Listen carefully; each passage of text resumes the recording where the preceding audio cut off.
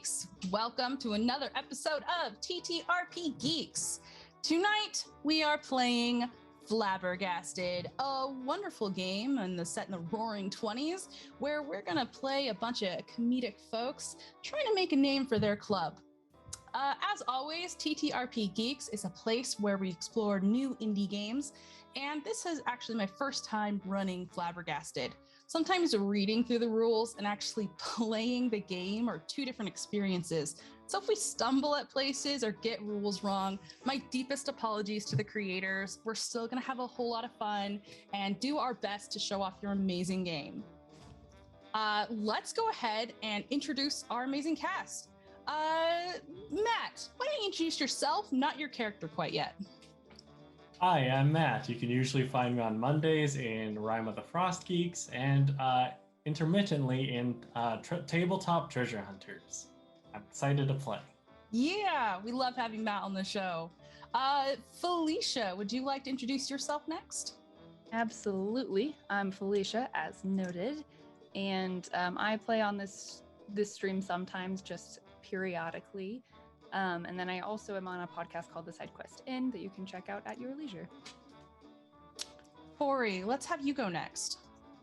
Hey, I'm Tori. I live here at Level 1 Geek. You've probably seen me around. That's all there is to say about that. And we have a new M on stream. M, tell us about yourself. Hello, I feel very privileged to be the second M here, in company with such another lovely M.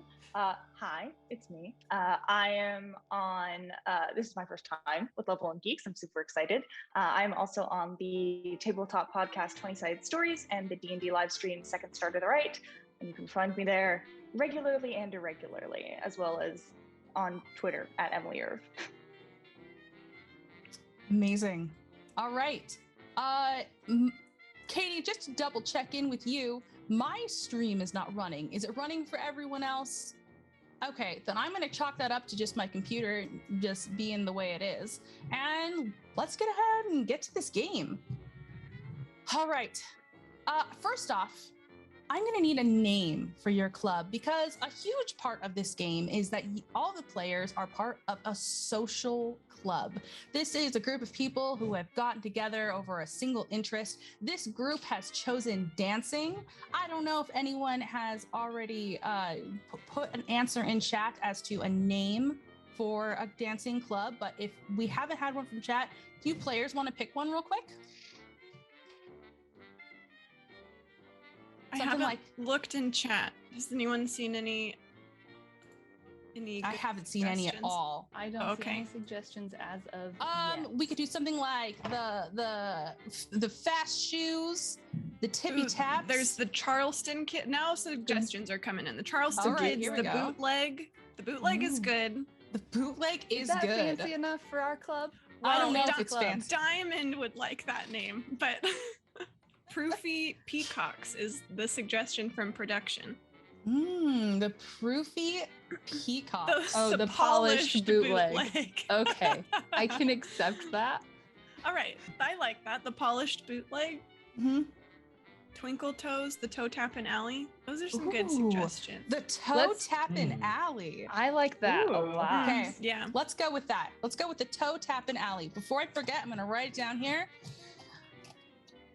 And we've already decided that Grace Farwell is our club president. And another important thing that you all should know about this universe is that there's a lot of competing clubs. Everyone thinks that their club is the best, and there can be rivalries that crop up here and there between them. But your club currently has been invited to a wonderful party. It is staged at Earl Hustenboffin's house.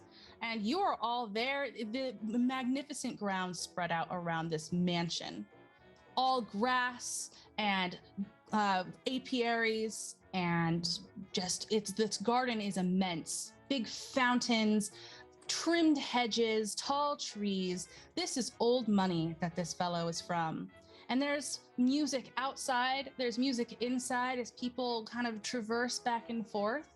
And I would like to take a moment to kind of zoom in on one character at a time. Tell me what you're doing at this party, how you're dressed, and how do you feel about being here? Let's go ahead and start with Diamond Riley. Diamond, what's going on with you? Where are you at this party? Oh, I gotta tell ya, if there's a party, I am at it. So that's what I'm doing here. I'm enjoying myself. Amazing. Anything else you want to know, doll? Oh, I would love to know so much about Diamond. Diamond, tell me a little about yourself. What are you dressed like? Oh, sure. I'm always dressed ready to party. So I've got this feather in my hair, nice sweet sequin headband, just jewelry as much as I could possibly fit on my body. I've got a nice little black dress, you know, nothing too fancy, just something I can move real good in because I love dancing. Oh, makes sense. Makes sense. Being part of the toe tapping alley, of course. Yes. All right. We're going to zoom out of Diamond Riley and in on Grace Farwell. Grace, how are you conducting yourself at this party? Oh, I'm just the peak of poise at all times. You have no idea. And I'm here just because this is where you meet the best social folks. And this is where you get your little tendrils in to hear all the hot goss. And just so you know, I'm the best looking one at this party. Oh, all right. I like the confidence. And let's go ahead and move over to Joffrey. Joffrey, what are you doing right now?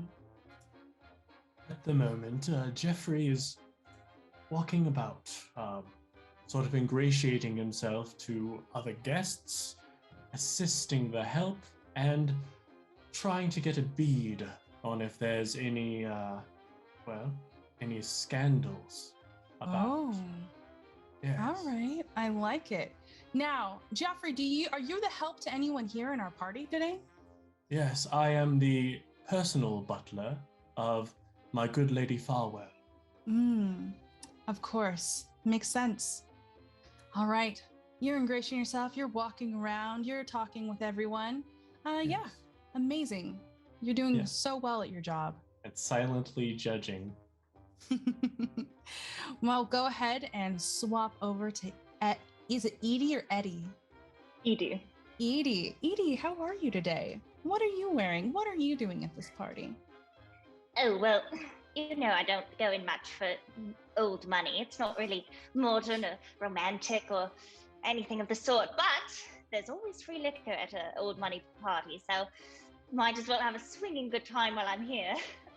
I'm wearing a fabulous dress I made myself with red satin that gives off such a shimmer in the oil lamplight, and a scarf in my hair of just the finest satin in a dazzling peach that goes perfectly with the red, and gold strapped shoes with just a bit of a heel, perfect for dancing.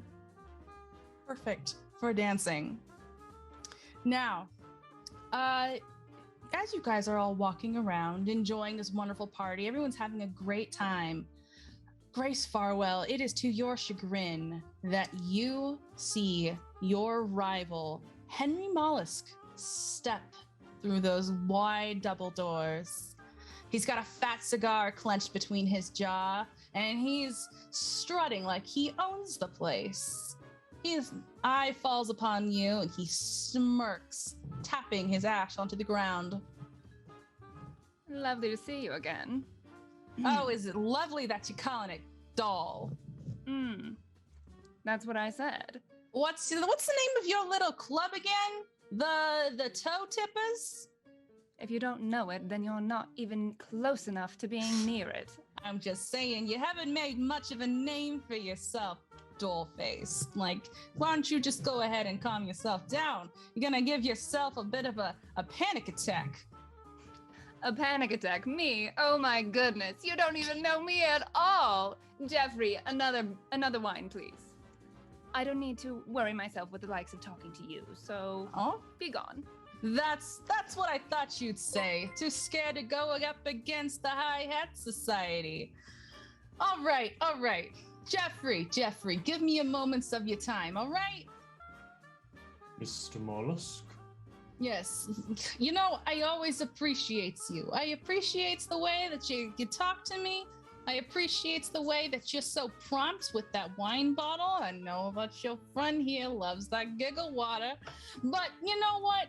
I would like to offer you a job. Why don't you come work for me at the High Hat Society where we actually have a reputation? Oh, Mr. Mollusk. Well, it seems you've underestimated my loyalty to the good Lady Farwell. Oh, what's she paying you? 40 monies? I got you all covered.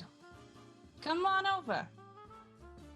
Perhaps we can discuss this at another time, Mr. Another Mollusk. time. It's not Yes. like Gracie here cares. Do you, Gracie? I would only care if I was worried. All right. I see how it is. You know what? Why don't we have ourselves a friendly wages? Oh, like what? Oh, I don't know. We could bet Joffrey. I'm not in the business of betting people. All Slavery right. ended All right. last century. No, that's not what I was saying. It's not what I was saying. I was merely, all right. You know what? Joffrey, I'm sorry. I'll have to get you a different way. All right. Look at you. Look at your lovely friends. He's like right now. Henry's making a scene, and Eddie and Diamond, you guys can be kind of gravitating towards your club president here, as this is unraveling. Okay. Why don't? No, Go ahead. Go ahead, Okay. please. I'll walk up to Lady Farwell and say, Grace, is this grifter making a scene? What's going on here? He's just embarrassing himself trying to buy people. Whoa. I wouldn't do anything of the sort. I'm a real McCoy. All right? I'm the genuine article. Oh, yes. I'm sure you are. Yeah, I know a hood when I see one. All right. Okay, you know what? If you think you can throw around these names, back it up. My club is much better than yours. And I've got I can prove it. You know the guy who runs this place? The Earl? Of course I know the Earl. Say his name. The Earl? Madam Riley, I believe you're looking for Mr. Hussenboffen? Yeah, I knew that. It's just hard to say, okay? It's a Earl mouthful. Husen, what's it, okay? We're great friends, all right? He loves me. Jeffrey. He's been to the Calico Club personally. Oh, no, he has not. Your place is too lowbrow for someone like him. Lowbrow. Lowbrow, that's what I said. Edie, can you believe this? Can you believe his chinning right now? He's just flapping his mouth. Edie, what you got to say for yourself? Sorry, I wasn't paying any attention. What's happening? That's what I thought. That's what I like about you, Edie. Yeah, I'm just saying, the High Hat Society's better. We should have a competition. You knows the Husenbotten. He's a very pretentious guy. He makes me look like, I don't know, a regular fella. And that's coming from the High Hat Society president. Now, why don't we see who can get a picture with him? First, hang up a picture at the clubhouse. It's hard to get his attention.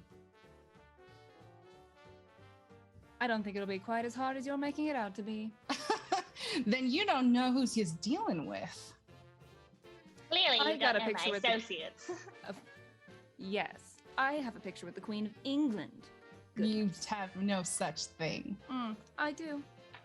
You All guys right, let's sight make it polish trickier. every day. You can't pay the Earl for a picture. We ain't gonna pay him nothing. He's I gonna don't- be begging to take a picture with us.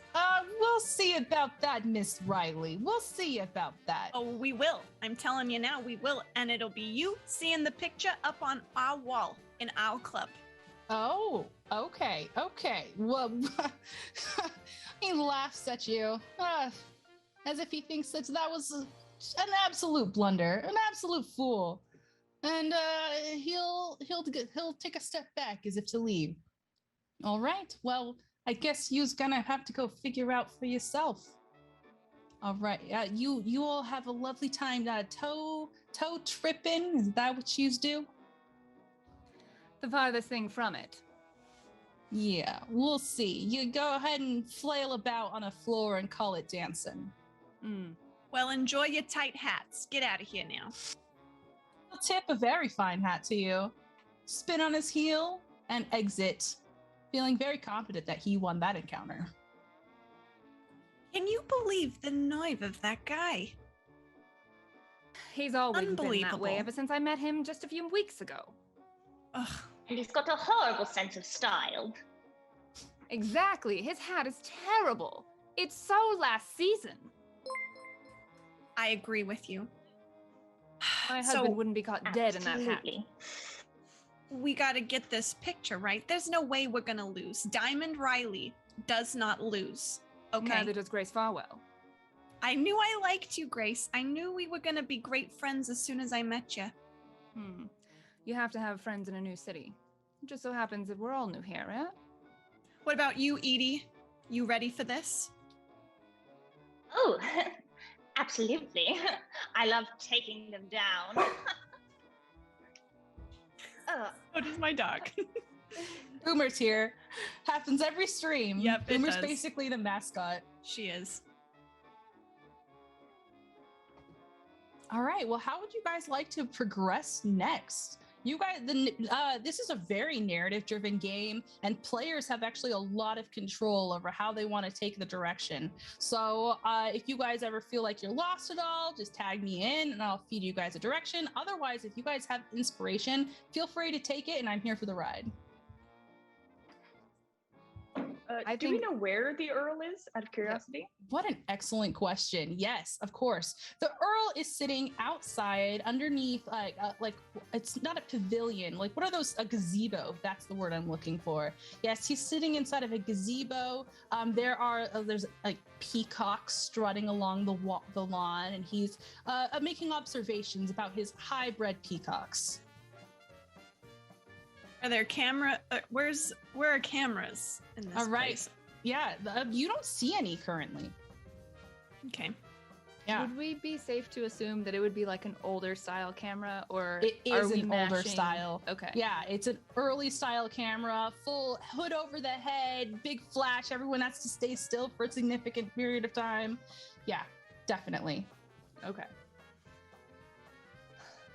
I think we should just ask him, honestly. Well, I might know someone who knows the Earl. I was really? maybe exaggerating just a little. I'm maybe not personal friends with the Earl, but I'm so close to A friend to of a being friend is there. a friend. Exactly. And I have VIP Hmm. in my playbook, so it says you're well known around town and you tend to get recognized or run into old friends often. Wherever you are, you can usually find a familiar face or someone eager to schmooze with you. Exclusive places will also extend invitations to you. Okay. And that's one of my scene cues that I can use like a limited number of times. So I have All right. one use of that, and I would like to cash it in and Okay. be a VIP. All right. You see across the room Nathan Dixon. Oh, he's tall. Oh, he's charming. Oh, he knows everyone in town. He's having a drink, has a little glass of bubbly in his hand. He takes a sip. He has a little laugh.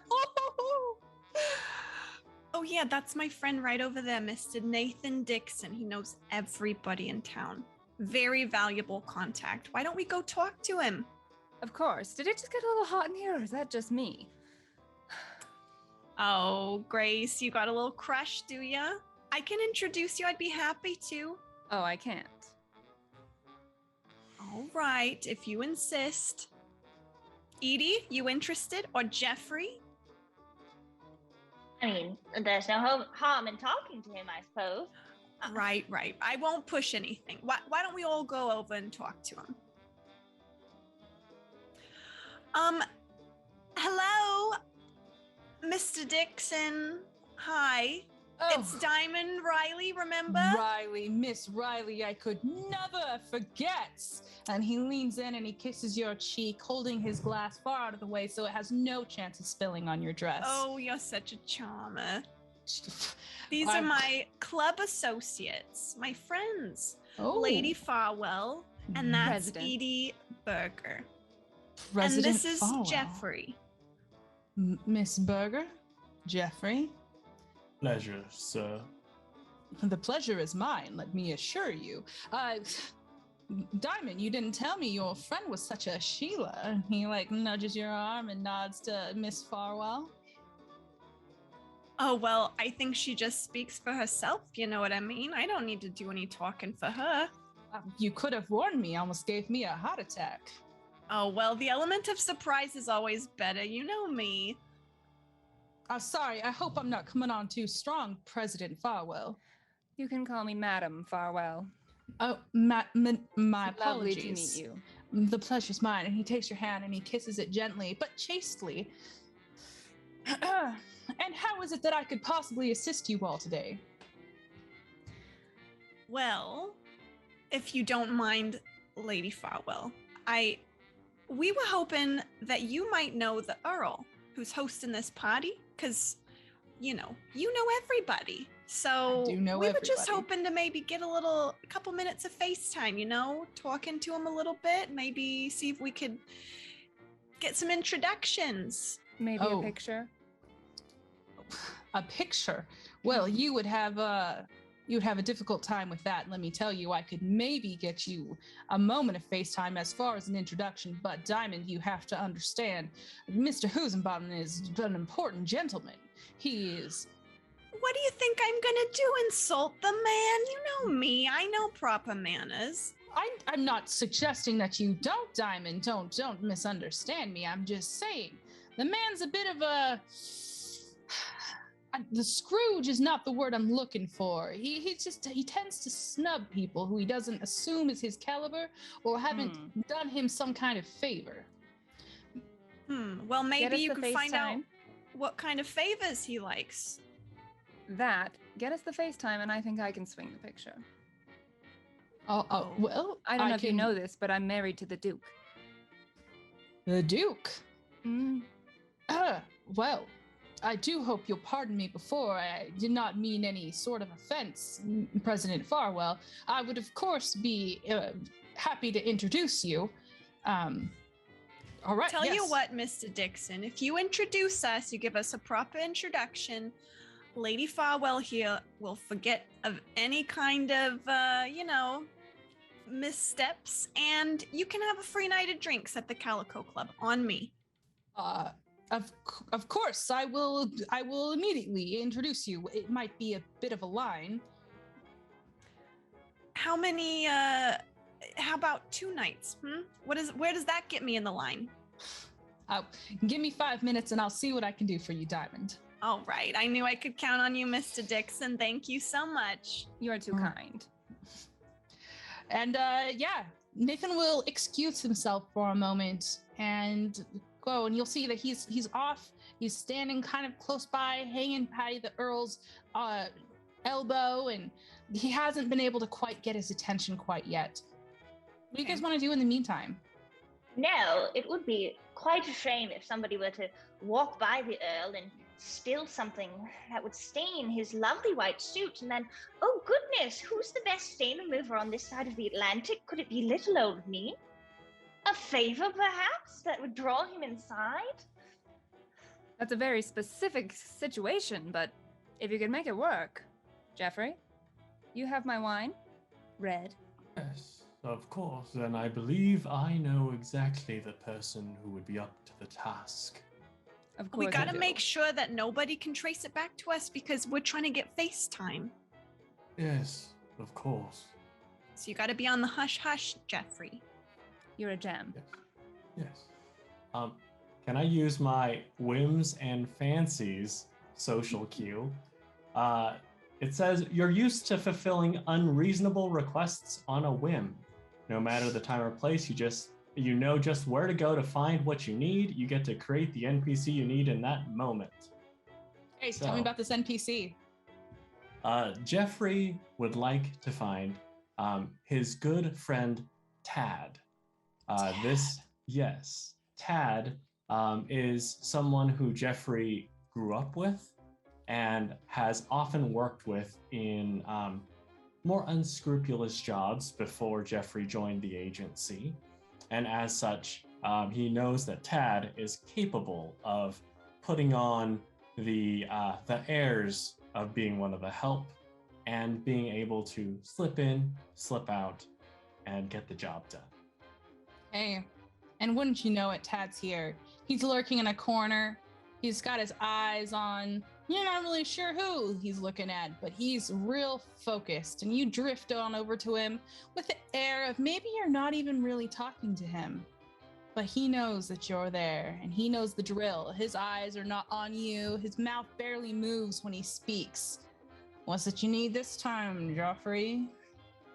Well, Tad, you know the Earl is here?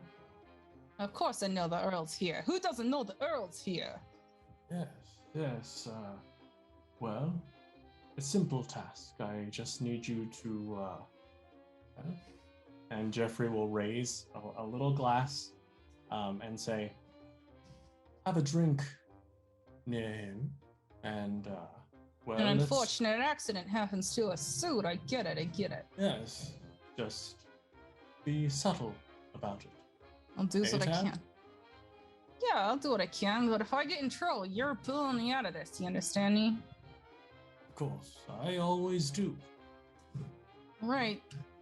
And low down by your thigh, he takes the drink and he tucks it behind his lower back and disappears into the crowd, heading directly towards the Duke immediately.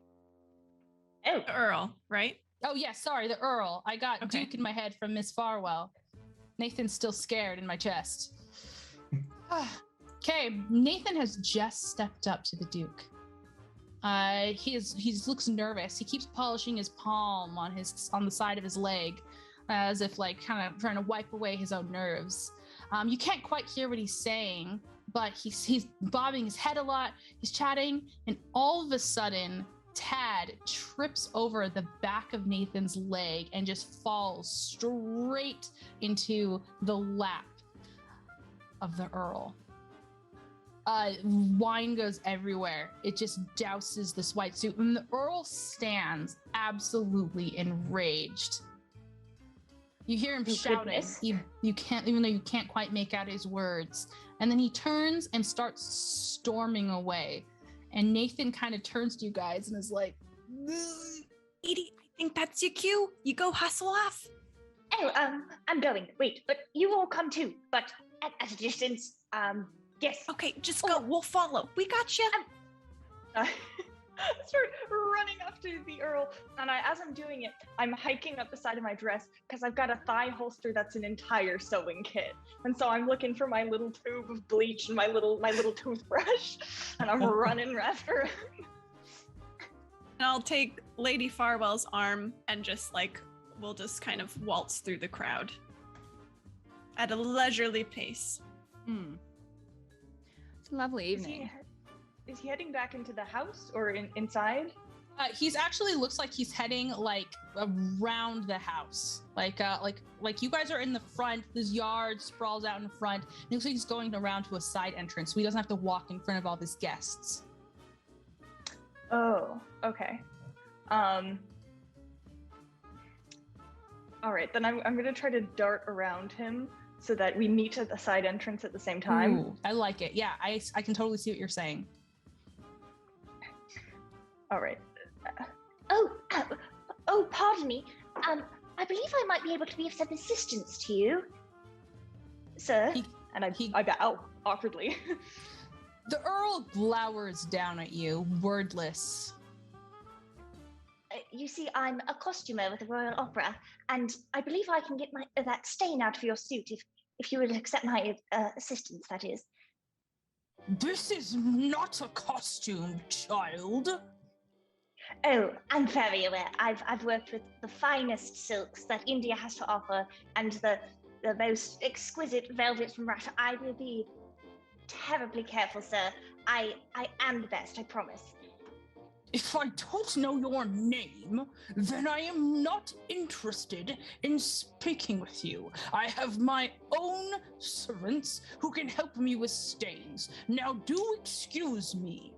Can we be walking Sorry. around the corner as this is happening? Yeah, you can. I want to hear him say that last line, and I want to use my friends in high places to flatter him. And then as I'm walking up, I say, her name's Edie Berger. You would know that if you actually came to my party I invited you to the other day. Grace Farwell. Oh, the Farwells, of course. Well, you must excuse me, Miss Farwell. I need to change into a new suit immediately. Oh, of course. It would be a shame for that suit to be ruined, though. I know that, what is that, wine? That stains fast. Edie here has fixed so many of my outfits. My husband's kind of clumsy. Oh, I've heard that about your husband, Madame Farwell. But I wouldn't want to bother a guest. Now, please do excuse me. Wouldn't be a bother. I actually do have some business to ask you about. Maybe we could talk while your butler's changing you. Business. Well, Miss Farwell, let's see here. Do you have D6s in front of you? I do. Yes. You can always I do. pull up thanks for the reminder. I You're need to welcome. get my dice roller up. No, you're good. I have 4 of them. I'm pulling up your character sheet here right now because I think we're going to have our first roll of the session. Bum-ba-da-bum. Let's see. Now, I just forgot to ask, did any of your guys' abilities, scene cues that you've done so far, have they adjusted your standings, your social standings? I got a plus dignity. A plus VIP. dignity. Okay, I just want to explain that really quick.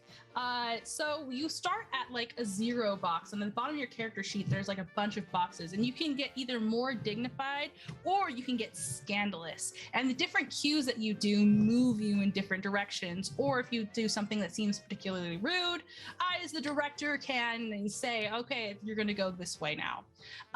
Right now, Grace is dropping a name, which I believe has the risk of creating scandal. Is that right? I'm doing friends in high places, which doesn't say scandal or dignified. Oh, okay. But if that Wonderful. is obviously No, what you you're think, good. I You're am. good. You're good. I was thinking of throw a tantrum. I think throw a tantrum gives you a scandal. It does.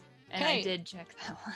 Make sure you guys are like checking which ones you guys are like when you go up or when you go down. And if I had plus dignity and then I did something that was plus scandal, would it go back to 0? Yeah. Okay, got it. Yeah. Well, spoiler alert, guys, all my other moves are scandal, so. Okay. So right now, you have a very good culture and etiquette, which I think you would use for this. You have 3 ticks in that, I believe, because you put one of your check marks in there, which means you get to roll 3 dice. This is a moderate challenge, so you're looking for at least 2 successes. A success is a 5 or a 6. Okay. I got 5, 6, and a 1. Oh, wonderful. Yes. So he kind of garumps and he glances at your compatriots. Fine. For you, Miss Farwell, come inside. You're so kind. I've been dying to meet you. I've heard so many wonderful things about you. Don't flatter an old badger like myself. Come inside. And he steps past Edie and leads you up a back stairwell to like just the most decadent of like changing rooms. There's one of those nice fancy screens you can go stand behind. Not one butler, but 3 butlers quickly join him as he steps behind it, and clothes start flying everywhere. And you're guys are left in this room where there's a big desk. There's a fancy like carpet on the ground, like a big rug. A crystal chandelier hangs from the ceiling, and there's bookshelves all around.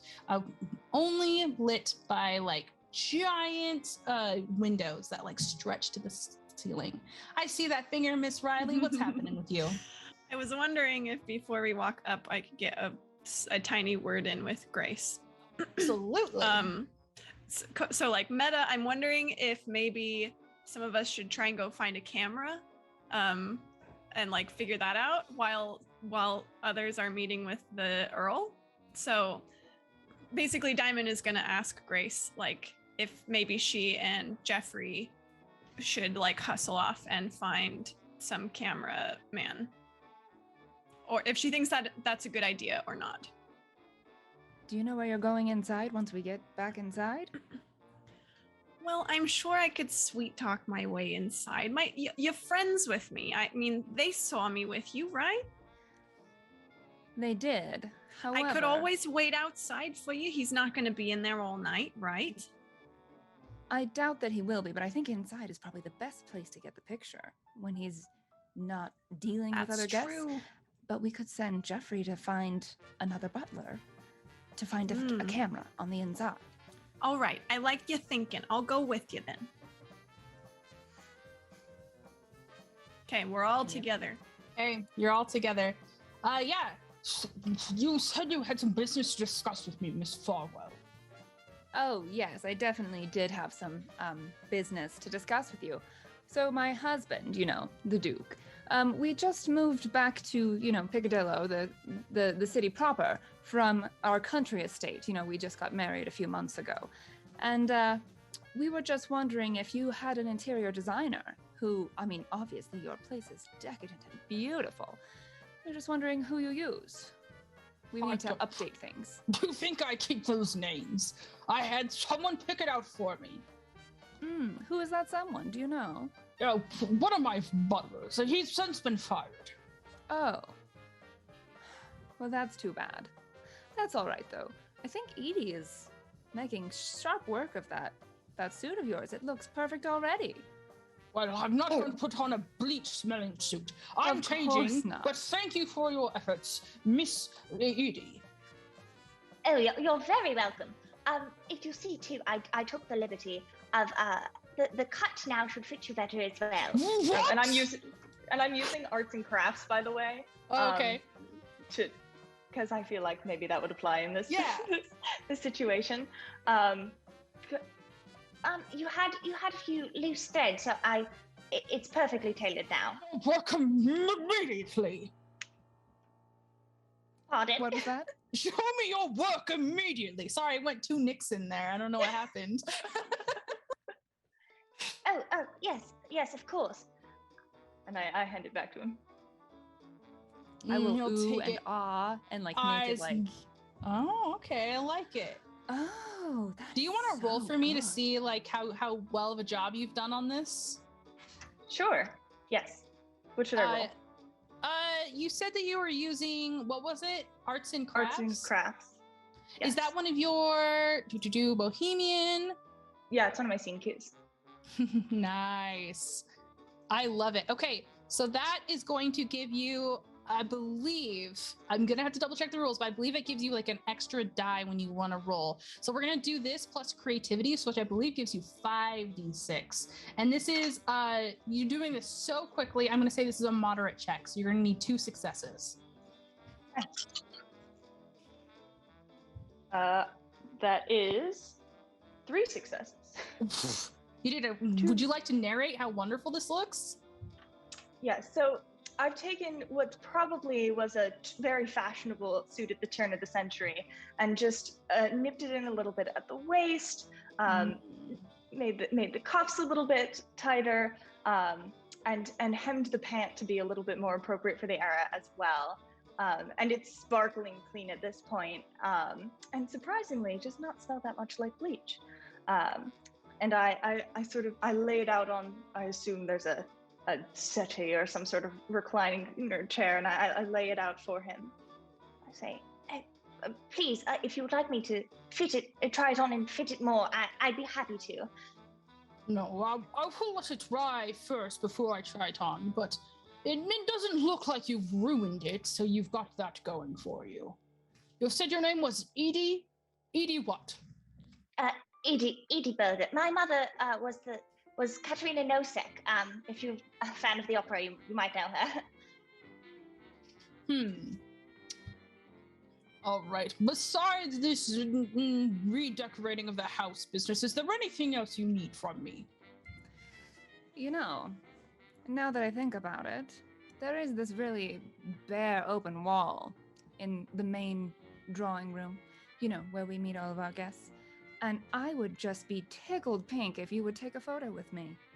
It would be the talk of our house. Madame Farwell, I understand that your husband is a duke, but I don't feel as if that is very appropriate. My face is a stamp of high society. It carries a certain weight behind it, and it absolutely we don't know each other well enough to warrant such a thing. What would we have to do to know each other better? That is a difficult question. He'll step out wearing a fine, linen tan suit that is hanging on him quite well. This is up to date on the turn of the century. This is the best of the styles right now. And he fixes his tie and he adjusts a hat. I would have to think about that. But it would take something mighty big.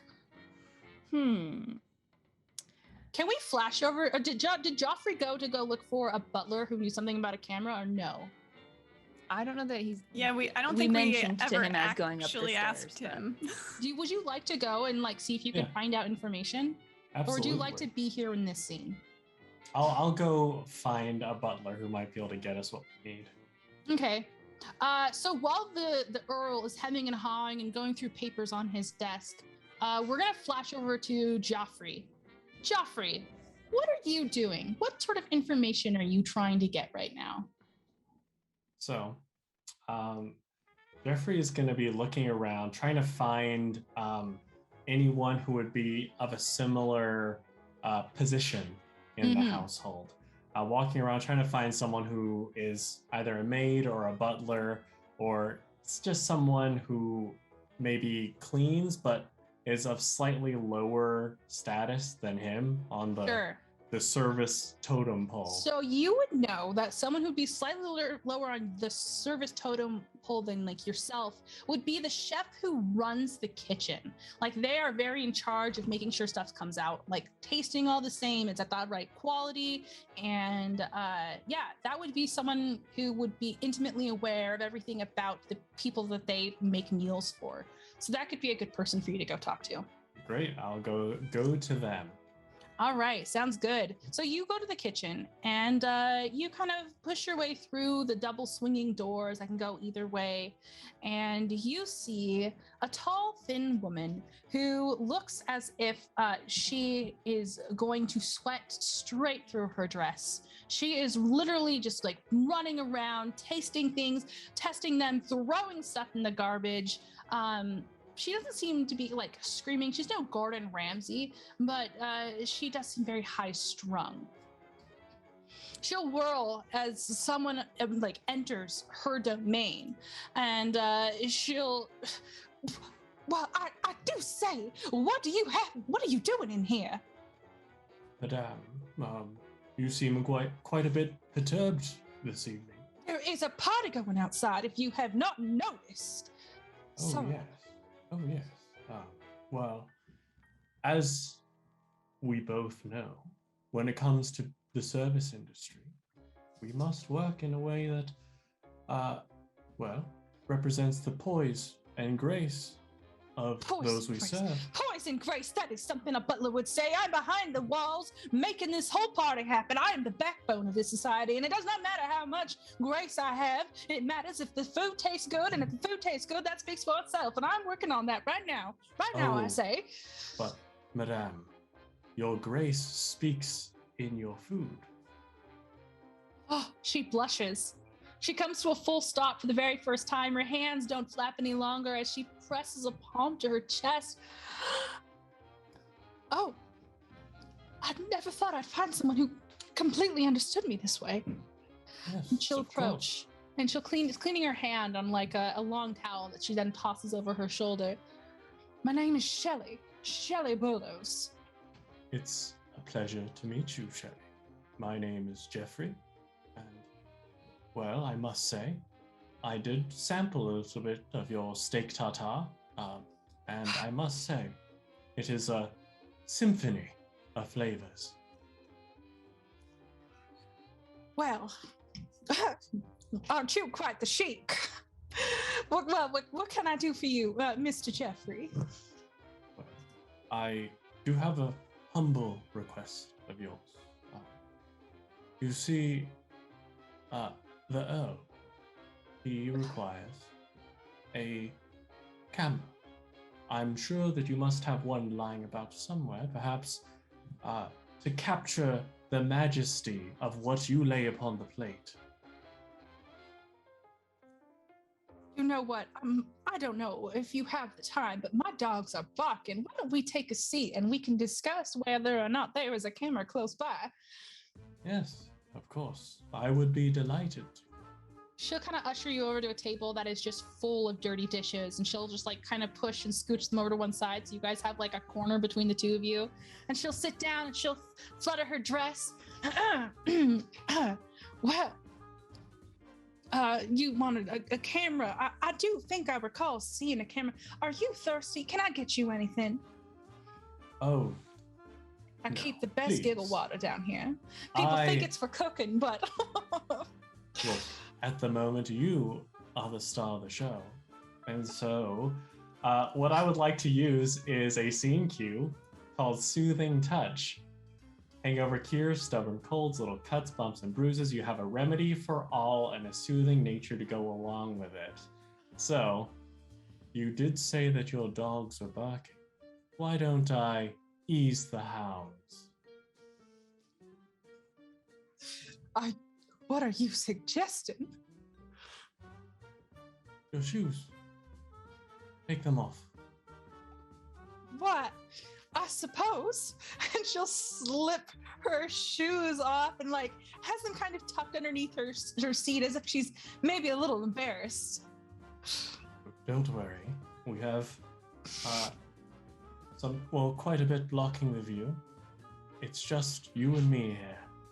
And Jeffrey will start rubbing her feet.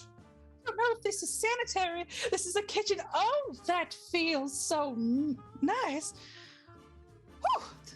I suppose this is a copacetic. Where did you learn how to do this? Oh, I've trained long and hard from the greatest of masters. Perhaps there's more I can show you some other time, but of course there's work to be done. Oh, all right. That is the cat's meow, if I do say so myself. All right, you said you needed a camera. Oh, go ahead and get the heel right there. Oh, yes. That feels just absolutely wonderful. Splendiferous, if I do say so myself. All right. Yes, there is a camera, but they don't use it very often, mostly for portraits and the whatnot. They keep it packed away in a closet down the hall. Oh, delightful. Well, I'm not sure which box it's in, though. Well, don't worry about it.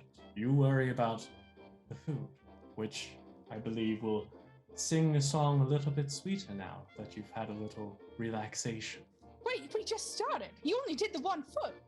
Oh, I will continue. Don't you worry. She's gonna wave over somebody who will just like stop by, and they have like cookies and they have like tea, and there's it smells delicious. Well, then let's take our time. Joffrey, careful now. I might start carrying a torch for you. Oh, if you carry a torch, I will have a bonfire waiting. She's just like eating this all up. All right, let's go ahead and flash back over to everyone else. He triumphantly is pulling a paper from a stack that was inside of a drawer. I have found it, yes. Diamond, it looked as if you had something you wish to say. Oh, I was just gonna say, I suddenly feel so hot in here. It's just like something's come over me. I don't know. It was like I was listening to something real steamy all of a sudden. It's just You so know, stifling in here all of a I will sudden. open a window for you. Do fan yourself. Oh, Do thank fan you. yourself. He'll go and open a window and then turn back towards Grace. Madam Farwell, here is this question you had before about the interior decorator. And he will push over a paper into your hands. Oh, thank you so much. I just and with this, I sincerely do appreciate think that this. we have completed our business here, and I will be rejoining the party. Oh yeah, you don't want to miss your own party? It's swinging out there. We should go too. You will allow me to conduct you, and he will hold out an arm to you, Miss Farwell. I'll hook my hand into his arm. Where did Jeffrey get off to? Oh, I'm sure he'll find us. He Useless. always does. Useless service, if I do say so myself. Isn't that right? Oh, 'tis. You know, I've fired my fair share. Did you know that my poor poopsie whoopsie, my doggies, I've had to rehire dog walkers for them 1,000 times No. over. Oh my yes. goodness. They are my precious little children, my little baby doggies.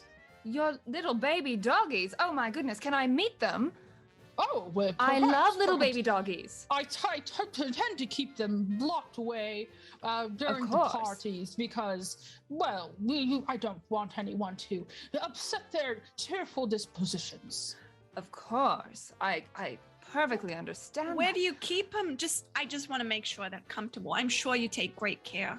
I'm just wondering where they can find some peace in this place. Oh, well, I have a separate house on the property. It's behind and by the stables, of course. Oh, naturally. That makes a lot of sense. You're so smart. These are my oopsie whoopsies. I treasure them with all of my heart. Of course. Wouldn't want anything to happen to them, I'm sure.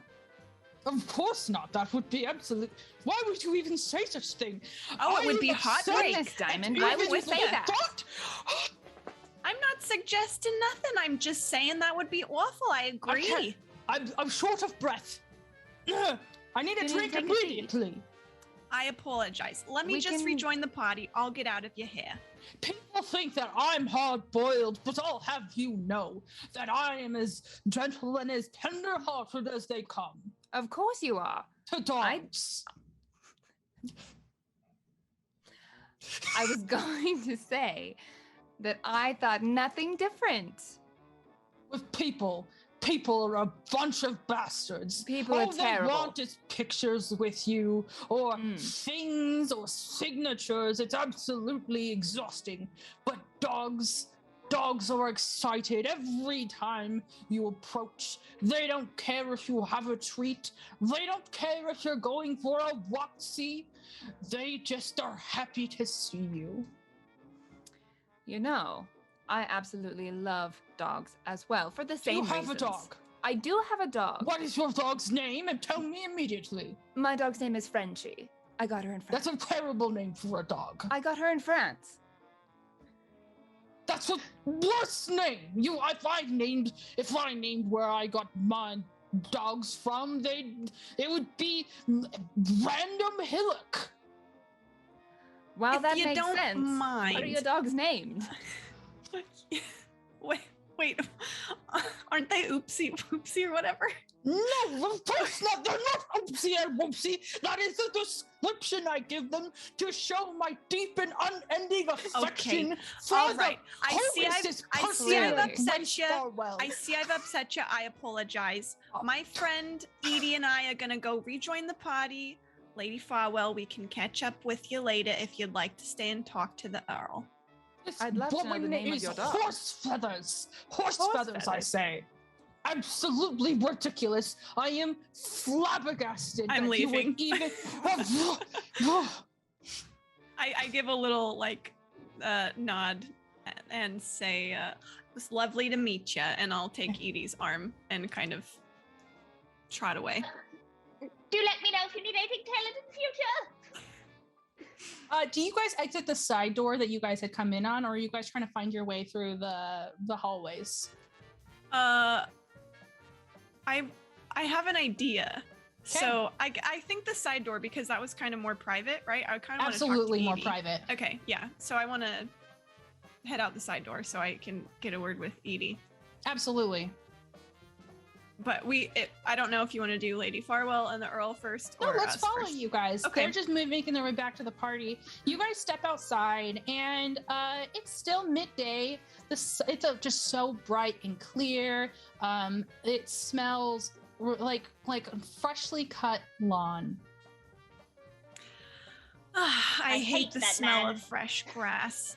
It's so naturey, you know? I prefer the smoke and the jazz and the drinking, all that. He was a real load of something, I tell ya. Yes, I work with needles a lot, so I know a prick when I see one. Oh, Edie, you're always quick with the jokes. Well, he gave me a real good idea, and I wasn't sure if Grace was gonna want to go along with it, so I thought I'd run it by you first. See what you think. know I'm down for a scheme. Oh, I just knew you would say that. So, I know a lot of people, as you know. A lot of folks come through the Calico Club. And not Sure. all of them are totally on the up and up, if you know what I mean. So, Sure. I was thinking it would be a real shame if his dogs were to just disappear. He would be desperate for someone to find them, wouldn't he? And maybe we could be the heroes who waltz up with his lost dogs. Then he'd have to take the picture with us. What do you think? For a second there, I thought you were suggesting that we murder his dog. Oh, no, I would never do that. I'm saying someone takes him and just hides him away for a little bit. I see what you're saying, because I do think he would be deeply grateful, although I thought he'd be deeply grateful for me cleaning his suit, but it turns out he wasn't deeply grateful for that at all. That's what I'm saying. But he said himself he doesn't care about anything but his dogs. This is true. Edie, if we're gonna get what we want in this world, we gotta fight for it sometimes. You can't always smile and be nice. As you I know just saw. that. All right, well, how do we alert him that the dogs are missing once we take them? Well, I've got a great idea. Since Lady Farwell's already on his good side, maybe she could convince him that she really wants to see these dogs, right? Sure. He leads her off, she goes and finds them, but they're not there because they're somewhere else. And then Yes. that's when the rest of us come up and we say, oh my goodness, we found these dogs. They were so well cared for, we knew they must have been yours. So we thought we'd just walk them back here. And then, oh yes, this is very good, because then we could say something along the lines of, well, in case you ever lose them again, you should take a photograph with them, so you can always remember them. And then just one of them. Do all of us have to be in the photograph, or just one of us? I wasn't really paying attention when he was talking. I mean, if I'm being honest, I think maybe Lady Farwell's gonna want to be in the photo at least. But the rest of us, I'm sure as long as the president's in the photo, it counts. Good. I think this could work. How do we tell Lady Farwell? Well, that's kind of the sticker, isn't it? We got to get her away from the Earl, and we got to tell her this plan, but maybe without telling her the whole plan, because I don't know if she's going to want to, know all the details. Are you guys walking around the back of the house towards where the doghouse is? No, because Okay. I'm not planning on stealing these dogs myself. Sounds good. I'm headed back toward the party, but I'm taking my time in the empty area. It seems we need another diversion to get her away from him. Ooh, I've got an idea. Oh, all right. What is it? Are there live musicians at this party? Absolutely, there are live musicians at this party. There's a band on the outside for the lawn. There's a band on the inside for the big ballroom. Yeah, absolutely, there are musicians. And the Earl is inside or outside now? Inside currently. Okay. Well, everybody loves a jolly good round of, for he's a jolly good fellow. And perhaps if we entreated the band to come playing a stirring rendition, we might be able to weasel her away from his side. That could work. At the very least, it would distract him, and that would give me time to talk to someone. Don't, keep this between you and me, but I think I might have saw one of my friends here who could maybe do this for me. So that would give me time to talk to him and then, start the plan in motion. Great. You find your friend. I'll get the musicians. And when you start where's hearing... Jeffrey? He just wandered off. What do you think he's doing? We flash to Jeffrey, and he's got like her toes between his fingers, and he's doing this and like looking away. And then we flash back to you all.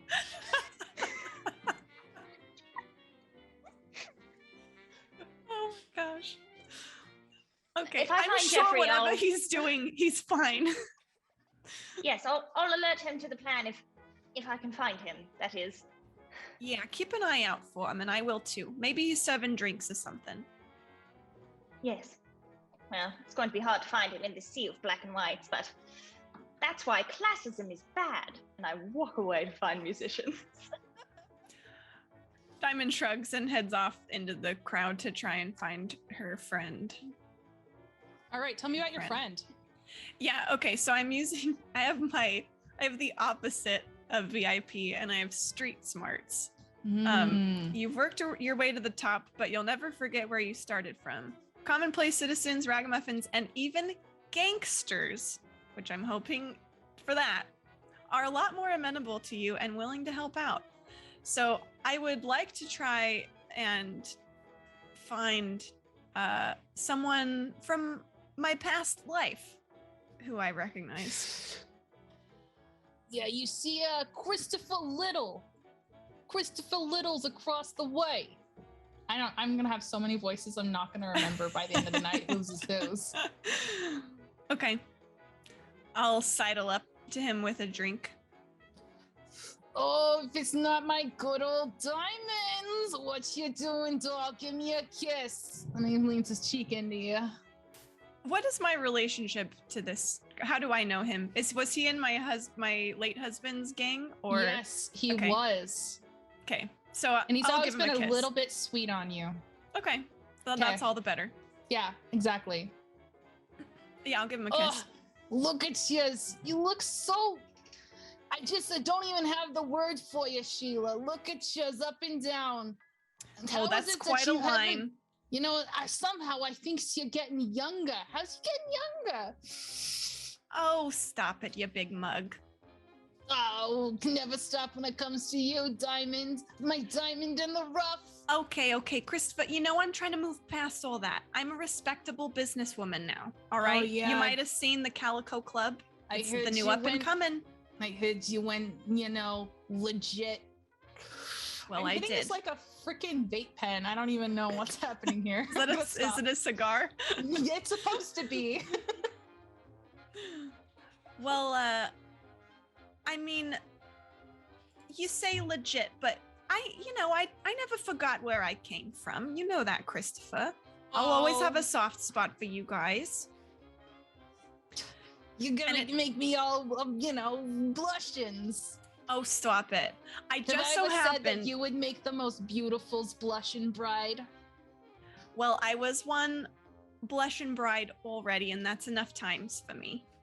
Oh, you're crushing my hearts over here, Sheila. Now get on with it. What do you need from old Chrissy? Yeah. I need a favor, okay? There's some dogs. They're just, I'll kind of point to, she said there was, a separate house, around back or something? Yeah. Okay. So I'll say what the Earl said. There's some dogs in there. They're stored up in some separate house around back. They're real precious to this Earl fellow, and I need them to just disappear for a little while. I don't mean disappear permanently. Are we clear on that?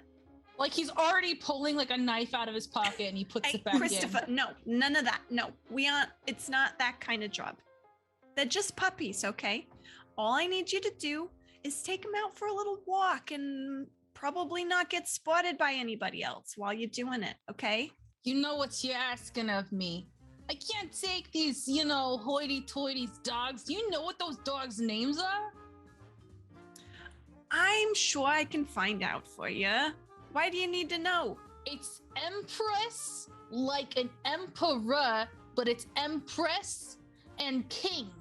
These are like his most important things of his entire life. I know. That's why it's gonna be so important. And I'm trusting you.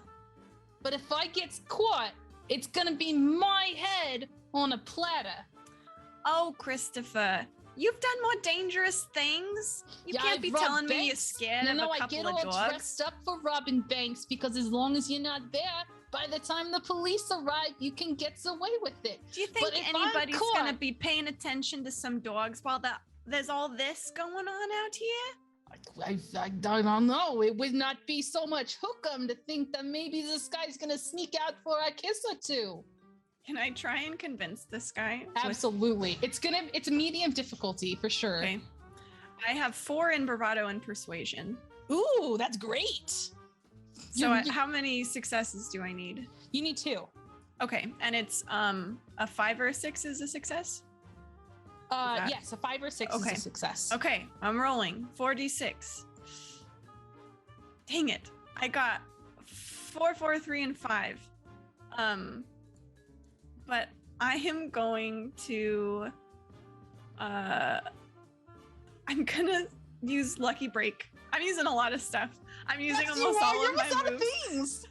I have one more move, but I'm gonna use Lucky Break. Luck has always been on your side. Even when something goes bad, you can usually find a way to make it work for you. You can automatically succeed on a failed roll of your choice. You can use this for another player's failed roll.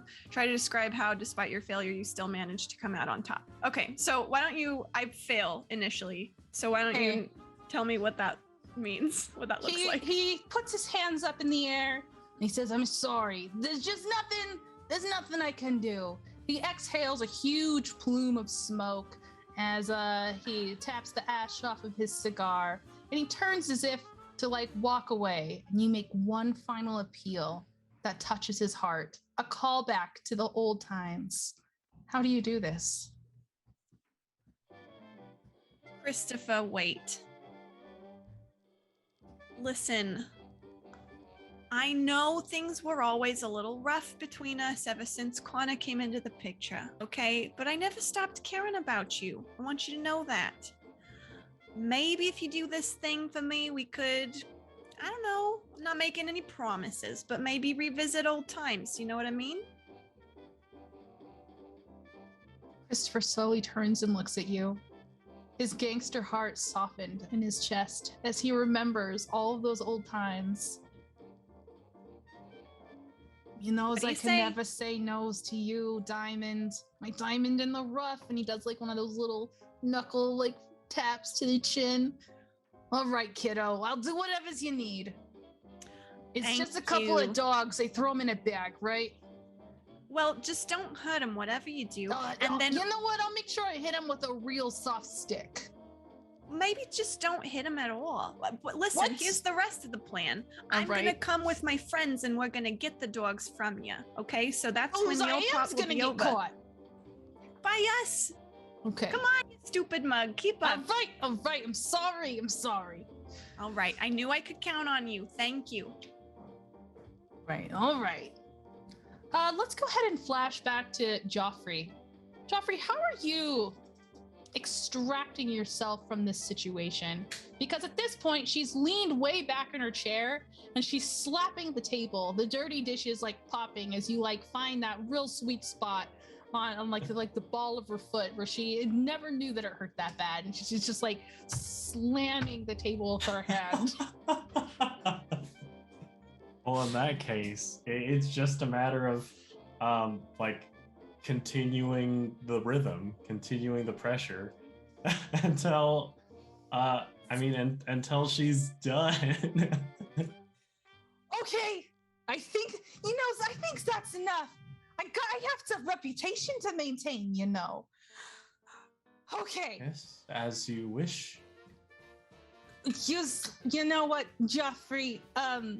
You just keep that bonfire lit, okay? Of course. We're gonna get to know each other real well. Of course, my lady.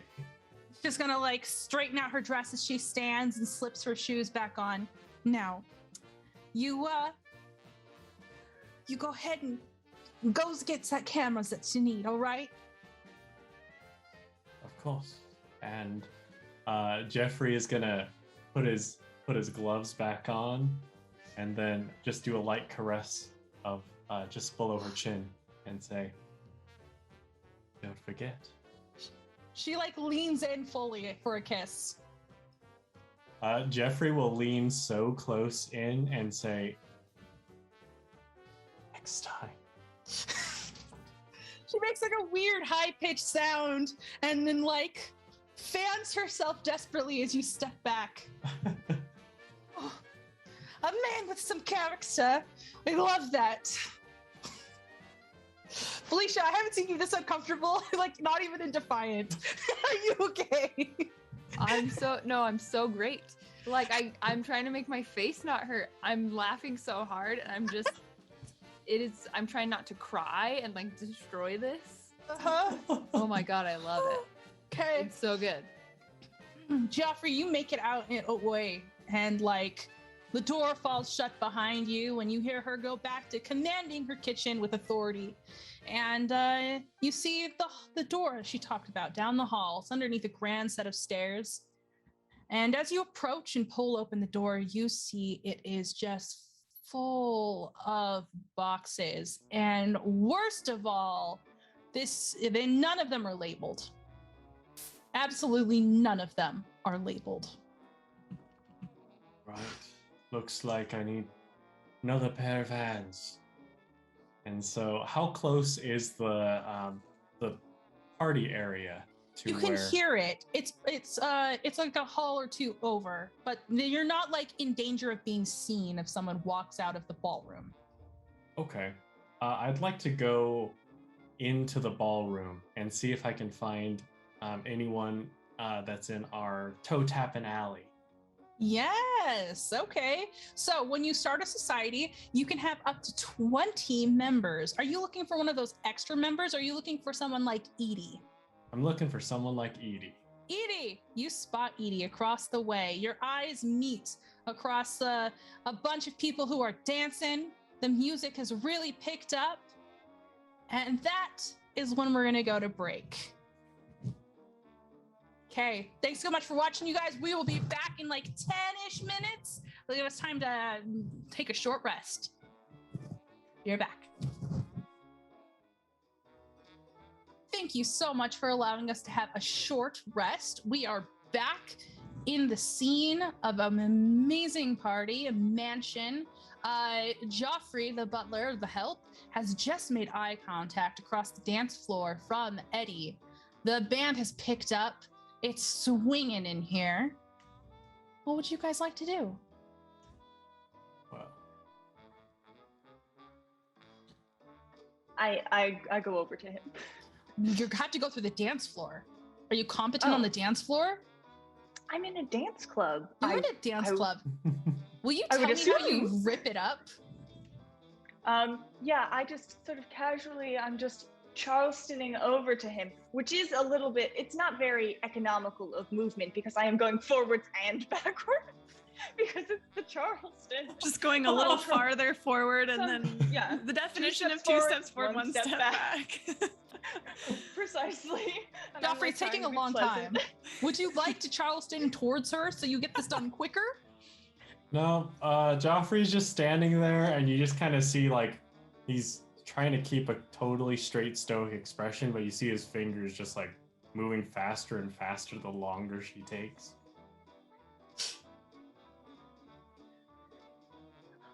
I'm just motioning like 1 second, I'll be there. I just gotta go. And I eventually make my way over to him. Incredible. Yes. Oh, hello. Sorry. There's a new plan. Where have you been? Musicians, dogs. No, you go first. I think I've secured the location of a camera, but it's quite a mess. Dogs? Musicians? What?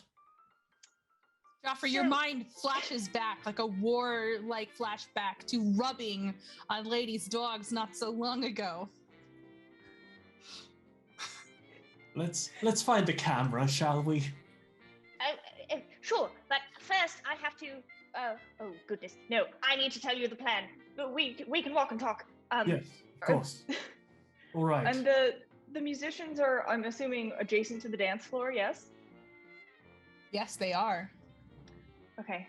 I need to quickly have a quick word with the violinist. But the long and short of it is Diamond is going to steal the Earl's dogs, but she's not going to do it. Someone else is going to do it, and then we're going to find them, and then he'll be ever so grateful, and then he'll take a photograph with us. It's a foolproof plan. But I need to find a violinist. Very good, madam. I'll be right here, I suppose. Yes. And I make my way over to the musicians, and I am using my scene cue, Kindred Spirits, where I know that if I'm ever in need, fellow artists will come to my aid without a second thought. The bohemian spirit, of course. It lives in us all. And I question, do I recognize any of these musicians, perhaps? You don't, but you recognize the type, the soulful type, the ones that believe in a better world type. Oh, hello. Excuse me. Terribly sorry to bother you. You're absolutely tearing it up. Best thing I've seen this side of the Atlantic. I am not exaggerating. I have a query for you. It's really a favor that I would need to ask of you, if you have a moment. Well, yes, hello there. My name's Daisy. What's your name? Oh, I'm Edie. Oh, Edie, I do like your dress. Did you make it yourself? Oh, I did. Thank you. You can't tell, can you? Oh, no. I could just sense it. It has a certain aura to it. I don't know what the hell this accent is, so we're just gonna roll with it, guys. It's like looking in a mirror. So you see, the Earl, it's his birthday. Oh, yes. That's why I'm playing. And she hasn't missed a single beat. She's just violining and just staring you soulfully in the eyes. Well, I don't know if anybody's told you this. There's quite a commotion in the kitchen. Apparently nobody's informed the musicians that they need to go to the Earl as the cake is being brought out in just 10 minutes and play for he's a jolly good fellow, as one does at any sort of birthday celebration. But it is imperative that you go and you find him and you play this song for him. I just wanted to communicate this because I would not want you to be fired from this position. You're doing a wonderful job. I don't want anything to go wrong for you. Oh, I don't know the song. Can you sing it for me? If Twitch DMCAs you for this one, I'm gonna lose my mind. You know, for he's a jolly good fellow, for he's a jolly good fellow, for he's a jolly good fellow. But nobody can not. No, doesn't ring a bell. I've never heard of it in my entire life. But don't worry, I'm a bit of a genius when it comes to tunes. Okay, put it in the key of C and play your heart out, but very close to the Earl because he's a little hard of hearing. What? I've been playing at a normal tempo this whole time. I know. Someone had to tell you, dear. Oh, I'm gonna get so fired. No.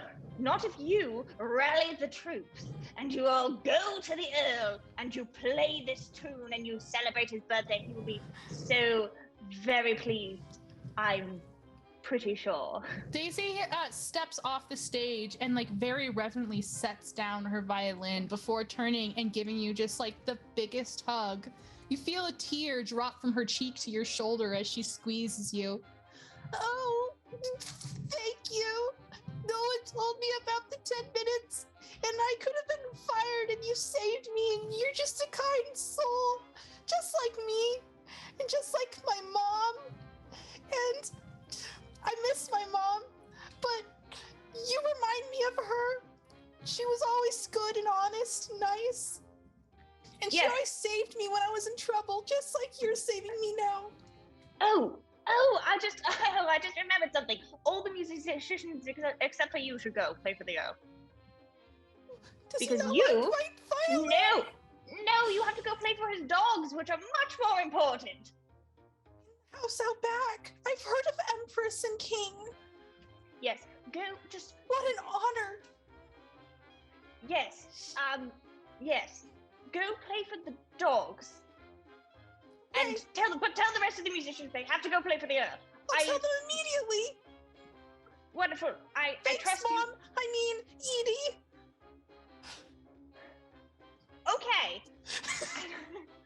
And I dash over to Jeffrey. I am a bad person, but I have done what I needed to do.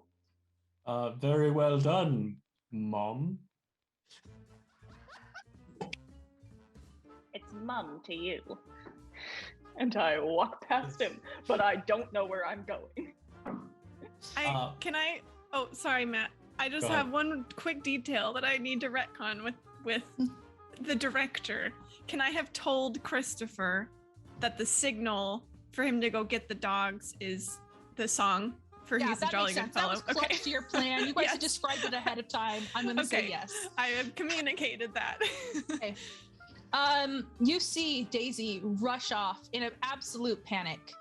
But all of the musicians are like stopping their music and they're kind of shuffling around, and the dancers on the floor are pausing and they're kind of milling about, confused that the music has suddenly stopped. And a couple minutes later, are you guys gonna go start searching the closet for the camera? Yes. Okay, you guys are digging through boxes by the time Grace Farwell and the Duke walk out. And Grace, you are surprised to see a bunch of musicians right up in your face, all playing he's a jolly good fellow. Just in your face, so loud. It is blaring. It's deafening. And the Earl seems just as confused as you. Did you know about this plan? What? Did you know about this plan? What are you talking about? I can't hear you. Shut up! What? And he's like waving at the musicians who are just so loud. There's a trumpet right in his ear, Does just the like crowd blaring. join in with singing Yes, and everything? everyone's singing, and like you just like kind of like someone is in the back directing the hands, and everyone's like, "Oh, he's a jolly good fellow," and he can't get loud enough to make everyone stop. Am I supposed to be singing? You see in the back, Diamond is definitely singing.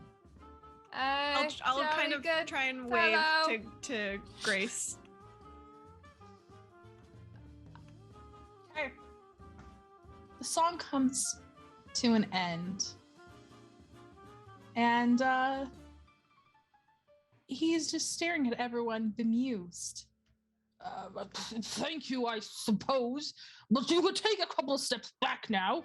And he looks at the leader of the musicians. We are going to have a conversation later about why you've abandoned your post. The music does not start back up. Instead, the outdoor musicians come in, and you guys don't see the musicians who are playing inside ever again.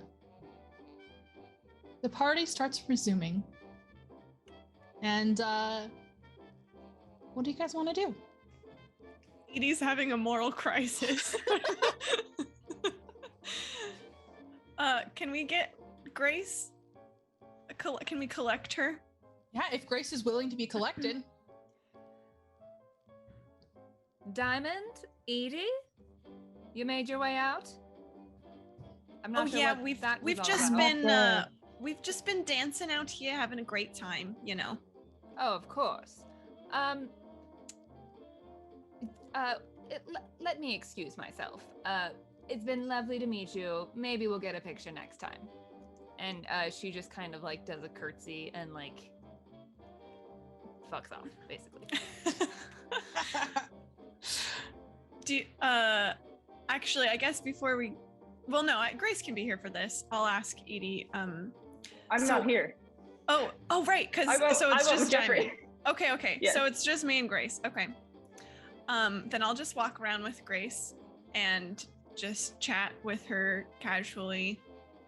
Probably like talk about the High Hat Society and how dumb they are and stuff like that. Yeah. They just think they're so high and mighty, because they named themselves the High Hat Society. I know. They're snubbing people with their name. So I've been thinking how we could get on the Earl's good side.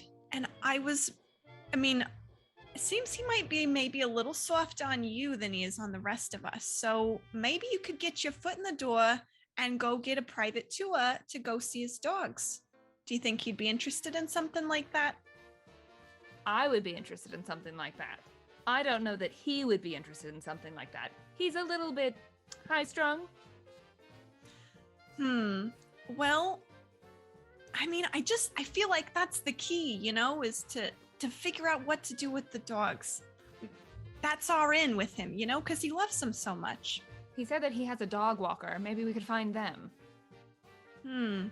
That's a decent idea. Yeah, that's good. Maybe let's talk to this dog walker. Why don't we find Where's this Jeffrey? person? He's gonna find the dog walker I don't find people.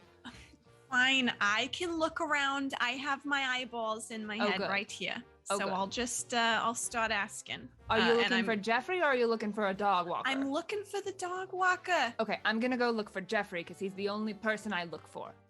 I don't know what any of these other people look like. All right. And what was that song? Well, I feel like it's real important, actually, that maybe you stay here with me, Grace. But I need to find Jeffrey. You know Jeffrey, he'll find us when the time is right. But I need him now. Do I have my bell? Grace, calm down. Here, get yourself a drink. I'll take one off a tray that's passing by. Just calm down a little bit. The Earl's got you all in a tizzy, okay? And not in a good way. Not He's got you all, your feathers all in a ruffle. Okay, you just need to calm down. All right, I'm calm. What are we doing now? Well, why don't you just hold on for a minute and we'll find someone maybe who could get us back to see these dogs. Right. Maybe if I just say dog really loud. I don't know if that's the best look here in this kind of circle. You know what I mean?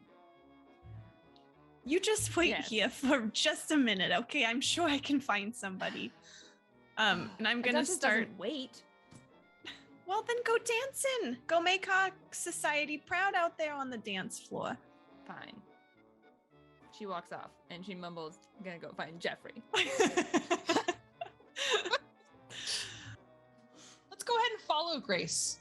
Where are you going? I go to the dance floor to see if Jeffrey is around, and I try to see someone in a tuxedo, which everybody's in a tuxedo. Everyone's in a tuxedo. So who knows? The last place I saw him was going up the stairs inside. Maybe he got lost.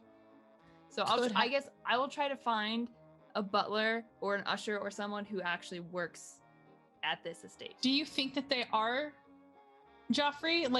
Is that a mistake that you're making, or yes. Joffrey. Madam? You're not Joffrey. What's your name? My name is Kite. Kite. My mother didn't love me very much. Obviously. Have you seen Joffrey, my butler, about this tall? You've described most people, madame. I'm aware of this, but aren't you supposed to be really good at understanding what people need? Please don't tell the Earl that I'm not being very...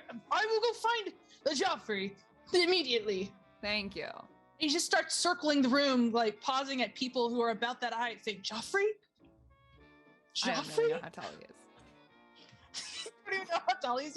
You just a very generic height. Yeah, it's everyone. It's basically everyone. Joffrey always goes to whatever Joffrey height is? Grace needs to be. Yes. He's very good at his job. If she's sitting, he's low. If she's standing on the stairs, he's very tall. She always thinks he's tall. Or just like standing. Uh-huh. Always thinks he's standing. Yeah. I don't know where he is.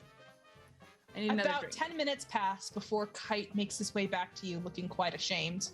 Joffrey? Oh, it's not Joffrey. No, What's your name? Kite. Oh, The it's you. unloved one? Yes. Yeah. Did you find Joffrey? I see you didn't. No. Can you get me inside? The last place I saw him was inside. Is there a ballroom inside? Yes, of course. And he'll escort you in and show you the ballroom, and like you can see the entrance that you came out with the Earl, and then there's like another side door, kind of by like a big piano. I will go to the main entry. Okay. Because that is obviously Quiet back here. There's occasional scuttle of like servants in the background ferrying food back and forth. You don't see Joffrey immediately. I follow the trail of where people are, and Okay, yeah. every person. Joffrey, you hear the purposeful click clack down the hallway of Grace's heels. You Joffrey. don't even necessarily hear her voice first. It's the way she walks that notifies you that you're being searched for. And you have like 8 boxes out in the hallway now, and they're all opened, and they have stuff spilling out of them as you've been searching for this camera. And you and Eddie just like look at each other, realizing that your mess is about to be found. And Joffrey drops the box he's holding and immediately goes to where he hears the click clack. Joffrey. Where are you going? Don't leave me here. This is very incriminating. 1 second. My lady. By the way, thank you to the Action Surge for rating us. Hello, friends. Oh yeah. Whoa. Hi everyone. Welcome Welcome. to this game. Joffrey. Yes, my lady Farwell. My There you are. apologies. Oh my Yes. goodness. Oh, you're not that tall. Were you looking for me? Yes, I've been looking for you for 15 minutes. You should have rung the bell. It's at home. You forgot it. Well, looks like I need to get a backup bell. Yes, you do. Keep it in my purse. Oh, never mind. It's in my purse. I feel like it was definitely Grace's responsibility to bring her bell. Nothing's her responsibility. Ever. Well, my lady, I believe we are on the right track to finding a camera. Oh, I forgot about that. I need to find the dog walker. I guess we still need the camera. Did Diamond tell you the plan? Did my diversion work? I'm yelling across the kitchen. I'm that- deep in this closet. Is that what the music was? She pops around the closet. Is that what the music was? Yes. It was supposed to be the diversion to get you away from the Earl so Diamond could tell you the plan. Did it work? Part of it worked. I don't know anything about a plan. I just was taken away from the Earl, and I could not fathom who would sing that song. He's a jolly good fellow. It's terrible. I know. I hate the Earl. We're going to steal his dogs. That's the plan. What? Oh, so you didn't learn the plan. Oh, so that was all for nothing. That's Oh, what wonderful. I said. I had no idea what the plan was. So Diamond, in all of her seedy wisdom, decided that perhaps we should steal the dogs. And then, oh goodness, the dogs are gone. And then we are the heroes who return the dogs. He takes a picture with you and the dogs. We win. Something like that. That's a terrible plan, but also not a bad plan. Yes, that's what I thought, which is why I'm going along with it dubiously. I see. Well, I guess that maybe we still need a dog walker then? Or who's taking the dogs? Is it Diamond? No. She's got friends in low places. Quite the opposite of me. Yes. I don't know. I assumed she would tell you the plan, but apparently I just got a bunch of musicians fired for nothing. Which is fine. You got them fired? Well, I don't know. The Earl seems like Well, how loud did they play? I couldn't hear myself think, let alone Oh, talk. no. Oh, goodness. And I'm loud, So if this- you've noticed. Huh. I We've don't think all I'm allowed to noticed. agree with you. Joffrey. It's the truth, my lady. And that's why you still have a job. Keep Yes. me in my place and I'll keep you in yours. Very good. To a limit. Ugh. Anyway, are we doing this or not? What am I doing? Do I have to pick things up? I'll supervise. I think You're doing great. I think you have to perhaps. Well, the Earl has to discover the dogs are missing, correct? So ask him to see them. Are the dogs missing now? Did that happen already? Diamond was supposed to coordinate all of this with you. If it's I'm here, buddy. helpful, if it's helpful, we can cut to Diamond because that's what Diamond is trying to do. Let's go ahead and talk to Diamond right now. Diamond is trying to move the plan forward. Okay. Okay. So Diamond is gonna try and find the dog walker or someone who cares about the dogs. That is not the Earl. All right. How are you finding a dog walker? Well, Because I don't know how one would go about that, so I need help. I'm gonna start asking the service first, and I'm gonna just inquire. You know what? Actually, I've got a different idea. I'm gonna find a footman, someone who's serving, and I'm gonna say, excuse me, I've just got an urgent message from the Earl that he wants some treats taken out to his dogs. So you're gonna have to take care of that. I'm not allowed near the dogs. Oh, so you'd rather get fired? That doesn't seem worth it to me, but you know, to each his own. The Earl has been in a firing mood today, and his I'd eyes say so. wander towards the back door. Did you see those musicians earlier? I don't know if they'll be playing in Picadillo ever again, let alone at the Earl's house. You want that to happen to you? What if I pass this on to the dog walker? Would that be like we have a specific set of staff for the dogs? Listen, I'll do you one better. Why don't you point me in the dog walker's direction? I'll do you a favor. He doesn't come to parties. I'm sorry, I didn't mean to laugh at you, ma'am. Do you want me to report you to the Earl that you're treating the guests badly? No, please. It was an accident. Can I Okay. refill your drink, maybe? You can deliver that message and you can do it pronto before I get tired of waiting and decide that the Earl needs to hear about Why this did little he exchange. tell you about the dog snacks? My friends and I happened to be on the Earl's inner circle, okay? And he was so perturbed by the musician whole fiasco that he didn't want to appear in front of, well, the servants for a minute. He was afraid he was going to fire more of them just because he was in a rotten mood. So he asked us. Okay, to I'm going. Yeah, immediately. And he disappears. Okay. My hope is that someone will go to the dogs and discover that they're missing and Okay. quickly report it, Okay. either to me or to the Earl. Within 5 minutes, the doors to the ballroom are slammed open, just double doors, and Earl is standing there. Can this be right as they're having this conversation in the hall Yes. and Edie's yelling about Diamond and it was Diamond's plan? and Yes, everything? absolutely. And it's just like a scream of everyone out! There has been a kidnapping. There's been foulery afoot. Everyone will be connected by the police. My doggies! Just like bellowing, and the party comes to a screeching halt. That's my cue. I'm gonna try and scuttle through the crowd and try to find my friends Okay, in the hubbub. are you guys coming towards the shouting? Can we hear it from the? Yeah, it's like bellowing through the whole house and out onto the lawn, and you guys can hear it inside. Oh. Wait. I guess that's a yes. I guess she sorted it. Fine, let's go. Wait, where's the camera?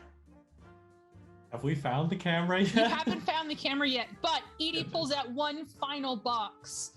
And as the lid kind of unfolds by itself, you see inside a black cape that seems specific to the one the cameramen wear. Oh, I think I've got it. Oh, And, good. I was worried I was going to have to help. We wouldn't want you to want break a that. nail. Never. I lift it gingerly out of the box. All right, I rummage around and see if I can pick up the camera. Mm-hmm. Yeah, you have now this is a camera that's in several pieces. It's got the tripod, it's got the wooden outer case, it's got the cape, they've got things that go inside of it. You're not really sure how this works. There's a flash that you have to hold with your hand. What a contraption. There's a smell, there's some powder. Ooh, don't inhale that. You Does take one anyone end of know the how box to and... work this? Oh, no. Jeffrey? No, I wasn't asking you about work. Jeffrey, Yes. do you know how to work a camera? I might be able to figure it out. Okay. Figuring and that out and finding diamond at the same time, perhaps. Then. Can you connect and walk? I'll give it a shot, madam. Don't call me that. Diamond, where are you? Would you prefer mom instead? You watch yourself, naughty boy. And I go to find Diamond. You have no idea. Okay. What happened with that? Diamond. The Earl is commanding that everyone come in and line up because he's suspicious of everyone here of dog napping. Everyone needs an alibi. He says he's called the police. Oh, well, I imagine there's a lot of people at this party. There's a lot of people at this party. So my thought is that he's not really going to know if everyone's in the lineup until he goes all the way through. That seems pretty So, accurate. Diamond is going to try and grab her friends and hustle out and find these dogs before he gets to the end of the line. Yeah, you know that your friends are inside in the back now because they were looking for the camera. I think Eddie told you that she was going to go do that. And yeah, so you can just kind of slip through the back doors. You're walking along the hallways looking around and you see them standing there and Joffrey's looking at a camera. Over here, this way. Oh, you got the camera. That's great. Good Oh, job. there she is. The dame of the evening. Oh, I don't assume say we that. found out. Well, yeah, this plan's going perfectly so far. Keeping me in the dark was probably a good idea. Oh, you know the plan now. Diamond looks pointedly at Edie. We had a whole discussion about you telling her the plan.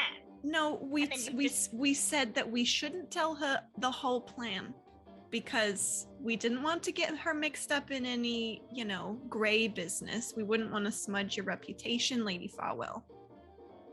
Thoughtful. But the deed is done, so there's no use talking about it now. We gotta go. We gotta hustle. They're lining everybody up in the great ballroom, so we need to get this done before he gets to the end of the line. He's definitely going to miss us if we're not there after our whole encounter. Yeah, that's what I'm thinking. So we got no time to lose. Jeffrey, you got that whole box thing? You ready to bring that with us, or Yes. do we stash it somewhere, or what? Well, I have just the place. I would like to use my scene cue this way, sir.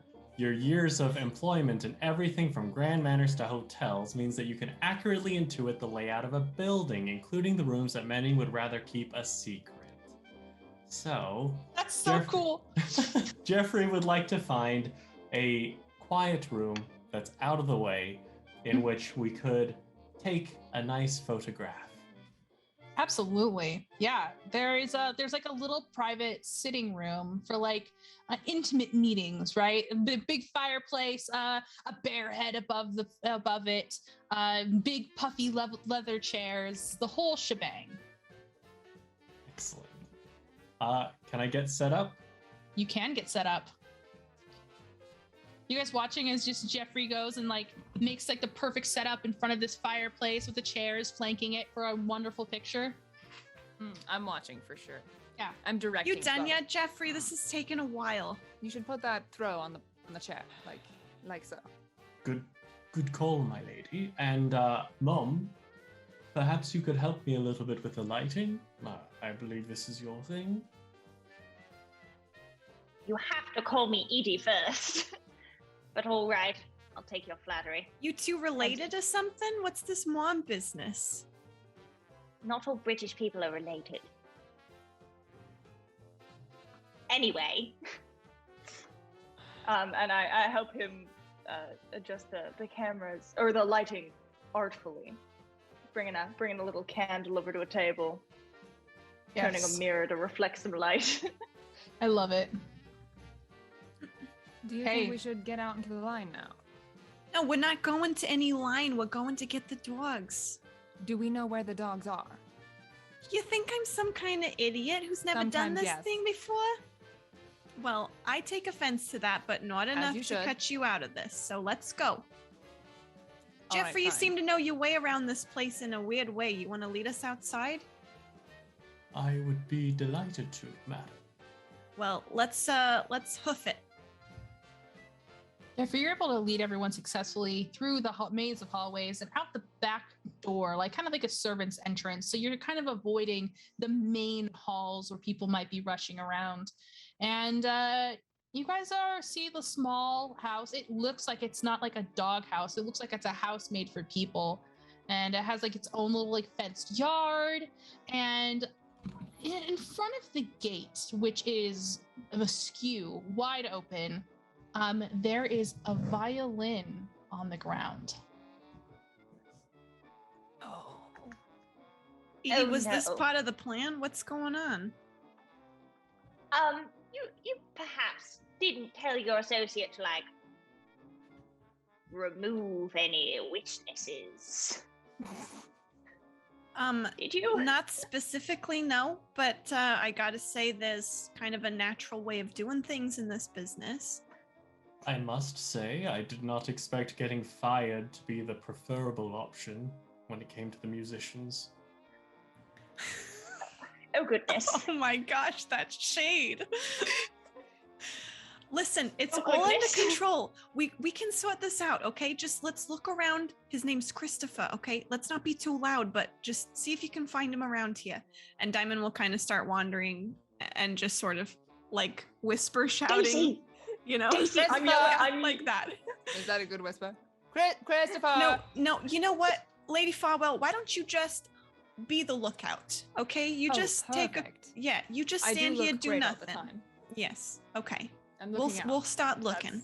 That's what I'm supposed to be doing. So I'm yelling, Christopher, and then we've got Daisy. Daisy! Daisy! As you from like you see like a rustle in the bushes. So I'm like, I don't know, 50 feet away. Edie, you see that? I think that... Come on, let's go. The three of us. Jeffrey, come on. You lead the way. If it's some animal, I want it to eat you first. So go ahead, Jeffrey. Diamond, this is perhaps a question I already have the answer to, but are you armed? No, I'm a proper businesswoman, okay? I'm running a clean life these days. I'm not packing Alright. anything illegal, okay? Grace, in the distance, you see the unmistakable flash of red and blue lights, just They're like in the coming. road coming up, because it's quite a significant driveway, but they're out there. Jeffrey, is Lady Farwell paying you to stare or to do stuff? So go get a move on. There are Very well. lights in the driveway. Anyone? I'm looking out for nothing. You there rustling in the bushes? Show yourself. Jeffrey will pops proceed. up. Going over there. Jeffrey's heading over. Okay. I'll Jeffrey, you're heading follow over. like a few paces behind. As you approach, this like the little rustling stops, and you hear an unmistakable like squeal, like a little whine, like someone has like the muffled little, And as you like carefully part the bushes, you see indeed a ruffian on top of Daisy, both hands over her mouth and like fighting her. Excuse me. What is going on here?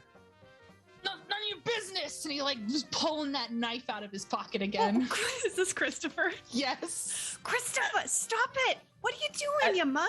When what I I've got to noticed- do when I'm in a rough, can't get caught. We can't be caught. We're never gonna get our chance to go on that. Hey, okay, stop it right now. Stop. I'm gonna I grab pulled the my knife out of his hand. I pulled the sewing scissors out of my thigh holster and I'm prepared to stab Christopher. Okay, everyone just take a No. breath. Everyone just take a breath. It's fine. Hey, calm down. We can't make too much noise, okay? Christopher, where are the dogs? I gave them to you guys. You gave them to who now? Your guys. They came up to me and said that they were your guys and they needed the dogs. And what did these guys look like exactly? And didn't I tell you that I was gonna come I get don't know. the They had dogs? weird hats. I turn, I just have like murder in my eyes. I look at Grace. I know exactly who's behind this. Who? It's the High Hat Society. They're messing up our plan. You know, it sounds like they stole the dogs. So, Oh. Well, in that case. That's a great idea. Christopher, this is gonna work out really good for you too. And you. I point at the girl like She wrapped has up just on like the ground. all of her makeup is run down the sides of her face. She's actively sobbing beneath Oh, Christopher, who's still Pull like, yourself together. Your wrestling luck her on is the ground. turning around. It's all gonna be fine. No, Daisy, she's- hello, it's me again. Haha. Let me help you up. No, if I let go of her, she's gonna scream. No, she's not going to scream. She knows me. Hello, Daisy. If you scream, this man will stab you, so please don't scream. Well, he's not gonna stab you. I've got the knife, but it's true you shouldn't scream because then I might stab you. Yes. Just like sobbing, and like very carefully Christopher stands up and she just like fetal positions, has her hands over her face, and is just like rocking subtly and sobbing. Okay. We have business to attend to. Yes. About that. No. However, I would love to offer you a job sometime in the future. No, I didn't get you kidnapped. I don't know this man. Anyway, You just said that lady knows him. Listen, I've got an idea. Edie, can you talk this broad down? She's a little crazy. Play Daisy. violin for you. Told me to play the violin for the dogs, and I played the Daisy. violin. and you did a wonderful job. And did you not see me ready to stab this man because he was on top of you? I would have done murder for you, Daisy. I would have done murder. We are kindred spirits, remember? I knew I Artist liked to you, artist. Edie. Shut up. Talking to Daisy. Daisy, darling. Daisy, please. It's going to be okay. I just need you to scuttle out of here, off into the night. Oh no, I've got a great idea, Edie. She could be useful. Yes? Listen, we all have a great opportunity, just like Lady Farwell pointed out. They stole the dogs, and here our two friends can say they caught him in the act and they witnessed it. These are our witnesses right here, and they're gonna know some information, and they can help with the investigation. Think how good that'll make you look for the Earl, Miss Violin. You're gonna be the one who helped track down his dogs. Oh, I'm not very good at lying. We shouldn't don't- keep her. I don't think that she's going to be able to fool anyone. All right, it's her career, so You she know what we can do? tussle out of here. What we can do, they can both leave. Just get out of here. Find new jobs. Go to a different city. Piccadillo's not that great. But Christopher, can I'll do be in is say- touch. It's okay. we can say that when I was leaving the Duke or Earl or whatever, the Earl, that I happened to see some men in high hats running around with a dog. And it seemed a little suspicious. Well, can I get my violin backwards since they already see it? It's I a don't know what you're family saying. Can you speak heirloom. English? Oh no! I go and I grab her violin. Hey, and I as you give go to her. step outside the bushes, you see that policemen are hurrying towards this crime scene. Oh shit. Uh-oh. Bobby's on the way. Perhaps we should all vacate the area swiftly. What am I going to do without my grandpa's violin? I'm going to be in so much trouble. She's We'll like get it getting for like you. progressively louder, and Christopher is just gonna grab her around the mouth again. Shush. Okay. Girl, Christopher. be quiet. We'll get your violin. It's just a violin. You can get another one. I think that's the right thing to do. Let's get out of here. Let's regroup, figure out a new plan. Jeffrey, do you Because know we a way can't be around caught to the here. line? We could get in the line, and then we could answer questions about how the hi-hats have... You know what? Do you remember the vendor from that puppy party we went to for Frenchie? Yes, of course. And they had that, what was it? The pate that made all the dogs flock. Do you remember? Right. Can you get me right. that? And I want to use Yes. my my perfect host ability that lets me. It says that I've planned and organized many galas, feasts, and dinners, so I know which vendor will help you in a pinch, and are certain that there's no item I can't source. So I want to get this like food that these dogs loved, and I want to have it on my person so that when we get wherever the dog, like around the dogs, they'll like come to me and like Yeah. like me, and it'll be a sign that if the dogs like me, then obviously I'm not lying, and obviously you Obviously. should take a picture with me. Yeah, makes sense. Can you give them a ring? ASAP, on the pronto! Yes, of course. I'm on it. We'll meet you out front. Let's Right. go. Very well, my lady. So we gonna Chris- sneak through these bushes or what? Well, Christopher, is that your name? Yeah, this Yes, is Christopher. Well, perhaps he could provide a diversion so we can. Not getting Get out of cops here. for yous, dame. I'm here for diamond. My diamond in the rough. Yeah, Christopher, I know it. Okay, why don't you and the little violin get out of here, okay? Scram. And don't Alright. hurt her, okay? He's just gonna pick her up and throw over his shoulders like a sack of potatoes, like his arm around her knees. All right, do I get a kiss for the journey? Fine, and then get out of here. And keep her quiet. I'll give him a kiss on the cheek. Oh, you know how to make this old ticker pitter patter. Yeah, get out of here. And Hoof he's it. gonna like start running, and she's like doing like soft sobs with every step as he like leaves. Okay, listen. I can create a distraction for you three to get out of here and get back in line. Is that Alright. fair? What? You're not going to steal somebody else's dogs, are you? No, I'm just gonna act like I had a little bit too much to drink and I was just out here. I didn't Acting. realize the line. Mhm. Acting. I've got my charming good looks to fall back on. I've been known to get out of quite a many troubling situations in my day. Fine. We'll take it. Besides, the policemen are suckers for a face like mine. Okay. Let's outline this Eating. plan real quick. So, you all are gonna sneak around in the bushes and then like exit out on the lawn and like kind of join up with the line, while Diamond goes and makes a distraction with the police who are currently investigating the crime scene by Yeah. Diamond Riley pretending to be drunk. Yeah, so I'll also kind of explain this to my friends, but I'm gonna try and lay the foundation for this hi-hat thing. So I'm gonna act like I was drunk. I didn't get the memo that we were all supposed to, go back here kind of thing. I just needed to go somewhere quiet to kind of sober up a bit. So now I'm hearing about this for the first time, and then I'll be like, you know what, now that you mention it, I thought I saw some guys with some hi-hats back here. Like, that'll be like the most that I know. And then when it comes back around to Lady Farwell and Edie and Jeffrey, it'll be like suspicions confirmed, Okay. Hmm. All That's my right. thought. So All right. I'm going to tell them that basically. Great. Okay. Sounds good. This sounds good. And Joffrey is going to go inside to find the telephone to contact the vendor for some emergency pate delivery. Yes. All right, let's see how this convoluted plan can play out in 30 minutes. Come on, guys. We've totally got this. Well, hey, it was you with the hi-hats coming in here messing up our perfectly sound plan. I'm so sorry.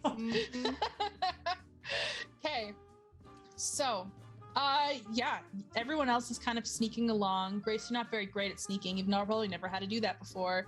Joffrey slips away before you guys reach the line so he can get inside and use the telephone. And Diamond, you are approaching the police?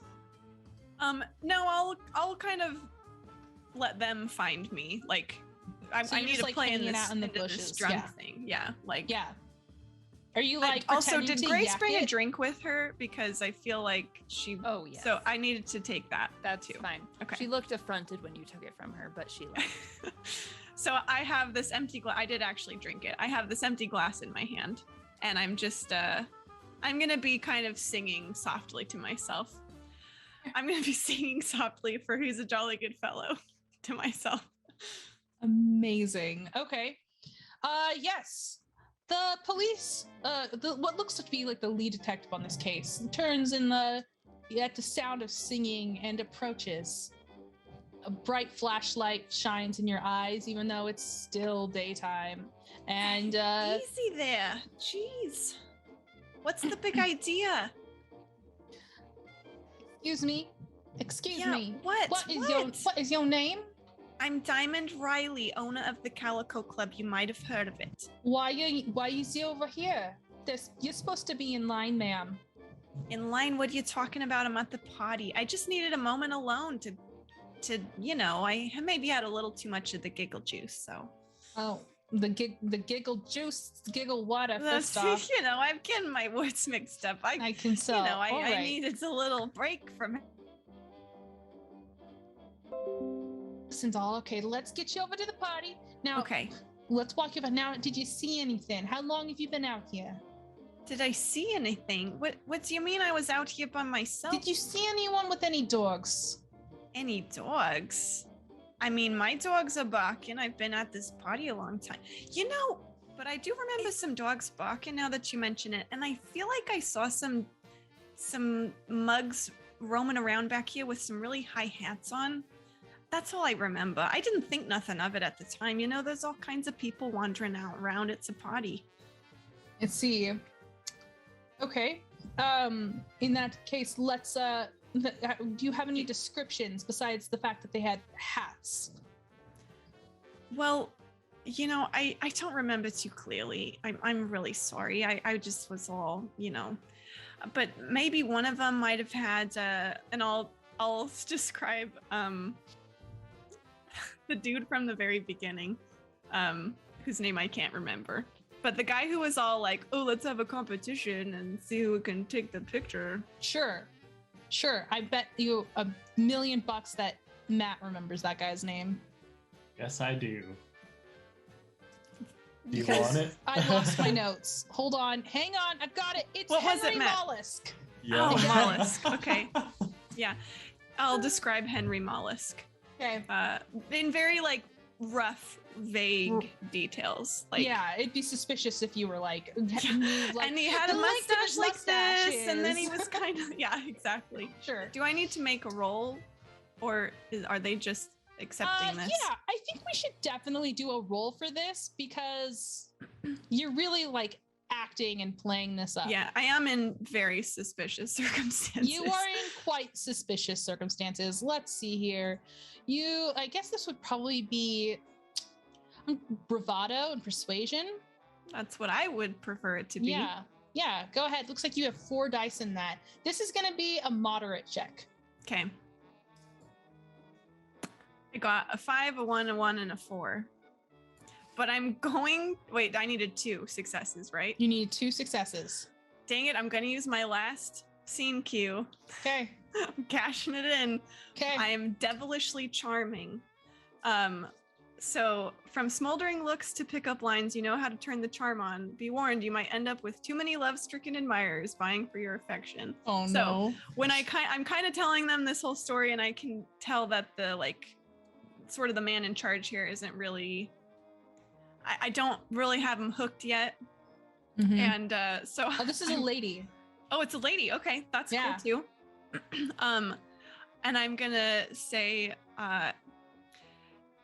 to be honest, with all this fuss, I got really nervous just being out here all by myself, and I'm just so glad someone so strong and commanding and competent was out here to make sure that I was safe. I just can't tell you how thankful I am and how secure I feel knowing that you are now here with me. Oh, well, I do works out, so that makes sense. Oh, I can tell. I can totally it's tell. probably the uniform. It's No, your physique is amazing. What are you talking about? You you know what? Let's get you a water. You are now the prime lead on this case. That and this violin. You flatter me. That's All right. that's so amazing. Thank you so much. Yeah, I'll go Are with you here to the with any line or whatever. friends? I mean, I've got friends everywhere, so I'm sure you do with a face like that. Come on, we'll get you set up in a private room.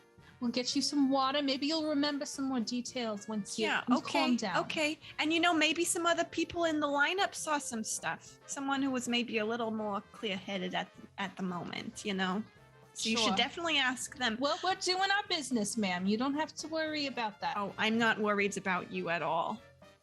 Well, you could be a little worried about me. This could be a very dangerous case. Well, I trust you to stay safe. Look at you. Nobody's going to try and cross you. I'll do what I have to do in the name of justice. Of course. I would expect nothing less from someone like you. The detective will open up the side door that you walked in with the Earl earlier. And inside, you can immediately hear the Earl's, just belly deep sobs. Just like a shake. If crying could shake a house, the Earl's is just wet and jowly sounding. Just, my oopsies, my puppy wobblies are gone. Why has someone done this to me? Just red. It's just a mess. It sounds like a mess. And the detective quietly scoots you away and into the kitchen where... Do we pass through the hall where everyone's lining up?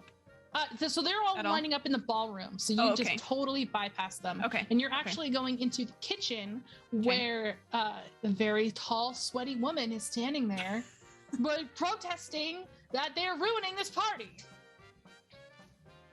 You know what? I think I'm just gonna go join the line if you don't mind. I'm feeling a lot better, and to be honest, it's not so quiet in here anyway. No, tell you what, there's a sitting room close by. I'll take you there. Okay, that sounds great. Okay. They lead you into the sitting room where there's strangely a camera set up in here. Oh, you know what? This room is perfect. I don't want to move at all. Okay, I feel great here. Thank you for the water. Thank you for the information and the help. I know with all my heart that you are going to get to the bottom of this, because there is nobody who could pull the wool over your eyes. I do what I can. How about I sit with you? Help you settle down. Oh no, I don't want to get in the way of your investigation. You heard him blubbering down there. That ain't no way for a dignified man like him to be acting. We gotta help this guy. Oh, you're gonna go. Oh yeah, I see how you guys are. You're gonna go put me in that situation. And she nods, she nudges you a little bit, and then helps you sit down in one of the big puffy chairs in front of the camera. All's right. I'm gonna be right back. You just take care, okay? I'll be waiting for you. You go do your job. I'll do mine here. And I'll wink at her. Let's go back to the rest of the party. Joffrey, I'm assuming you've made your phone call by this point and you've rejoined Grace Farwell. Just being able to slip in with all of the servants and walk through. No one's really taken too much notice of you. And you have wonderful news that the pate deliverer was actually close by, because they delivered pate to this party. In fact, they're on their way there, or you could go to the kitchen and get some from there. Which one would you have chosen? Oh, I think Joffrey, in the interest of haste, is gonna have to go to the kitchen. Okay, that makes sense. Let's follow Joffrey to the kitchen, guys. Sneaky director. So, Joffrey, you step into the kitchen where your very sweaty friend is shooing policemen out of their kitchen after apparently convincing the police that they had nothing to do with this. She turns and a big, bright smile spreads across her face. Oh, hello again, Joffrey. Can't remember her accent. We're not going to worry about it. Hello, my chef angel. Oh, you do know how to flatter as a woman. What can I do for you, darling? Well, I have a favor to ask of you. Anything for you. And she like glides up to you and places a really disgustingly wet palm on your chest. Well, It's gonna like ruin the starch of your shirt if she leaves it there long. he's gonna like look down for a second and just have this, just for a quick microsecond, an exasperated look, but think, it's for my lady. Mhm. All right. So, where have you been with your magic hands? I have, of course, been tending to business, but of course my mind never strayed far from you. Oh, of course not. Can I get you a snack? Oh, yes. How about some... Well, do you have some biscuits? Oh, I've got some biscuits you could bite into. I'd love to. But of course, with biscuits, I do need something to, Soft yes, a little bit of lubrication. lubrication. Yes, you wouldn't happen to have this very particular brand of pate, would you? Oh, you can pate me all day. Yes, maybe a little I've bit got later. some pate. I've got some pate. I've got several types of pates for your biscuits and to lubricate them up. Yes, of course. Of course. And Jeffrey is going to start cracking his knuckles a little bit, and he'll say, so, well, I haven't joined the lineup yet, but... But don't go anywhere. I'll get you your snack right now. And she like Thank you. purposefully undoes the top button of her chef jacket. I could use a little break for a snack. Yeah. But you'll have to wait. Well, As they say, you don't... You don't want a snack now? Oh. I find that when it comes to the right dish, you have to wait until it's done. You knows how to work a woman up. Okay, I've got to know, is this euphemisms or whatever? Because if you want to, I'm ready to go pate right now if he knows what I mean. Oh, at the moment, unfortunately, we don't quite have that much time. Okay, but we'll find each other for a long meal later. And she just like reaches over and she like scoops out whipped cream and just slaps it right onto her neck. If he knows what I mean. Yes, of course. But the pate. Oh, you really want real pate? Yes, indeed. Unfortunately, my lady is very particular. You're getting pate for another lady? Well, this is, of course, You're taking the my Duchess. pate? This is the Duchess we're talking about. This is my livelihood. You wouldn't want a man who can't take care of himself, would you? Go ahead and do a bravado and persuasion. Since she's so into you, I'm going to say it's only going to take one success. Also, you made me laugh harder than like anyone else in the stream, so take a lucky coin. A lucky coin is an alternate rule in here that you can use for successes. Oh, okay. Can I use that now? Sure. Do you want to roll first and see if you need it? Yeah. So you're going to have 2d6, I believe. Okay. I definitely need it. I got a 2 and a 4. Oh no! Okay. All right. So, yep, you can definitely use this lucky coin. You can use your coin. You can call heads or tails, and we're gonna flip an actual coin. If you get it, then you get a success. If you don't get it, then you don't get a success. All right. I don't have a coin. I should have planned for this. You could just roll a dice and I'm pick gonna odds roll or a evens. dice. Odds or evens. Oh.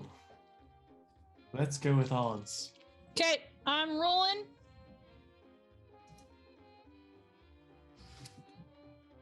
And it is odds. Okay. Oh, thank goodness. All right. So Okay. this is... It's just because it's who you work for, right? yes, of House course. knows better than to get involved with anyone Right. above our station. All right, I'll get you some pate. Thank And you. she puts a finger in the pate and yep, that's the stuff. And then she'll get like an actual little container and she'll put some pate in there. Thank you. That's for you, my strong-handed prince. Oh, my princess. I will pay you back with interest later. Can't wait. And then she kind of starts cleaning all the whipped cream off of her neck that she had splatted herself with. All right, and Jeffrey will go back to Lady Falwell.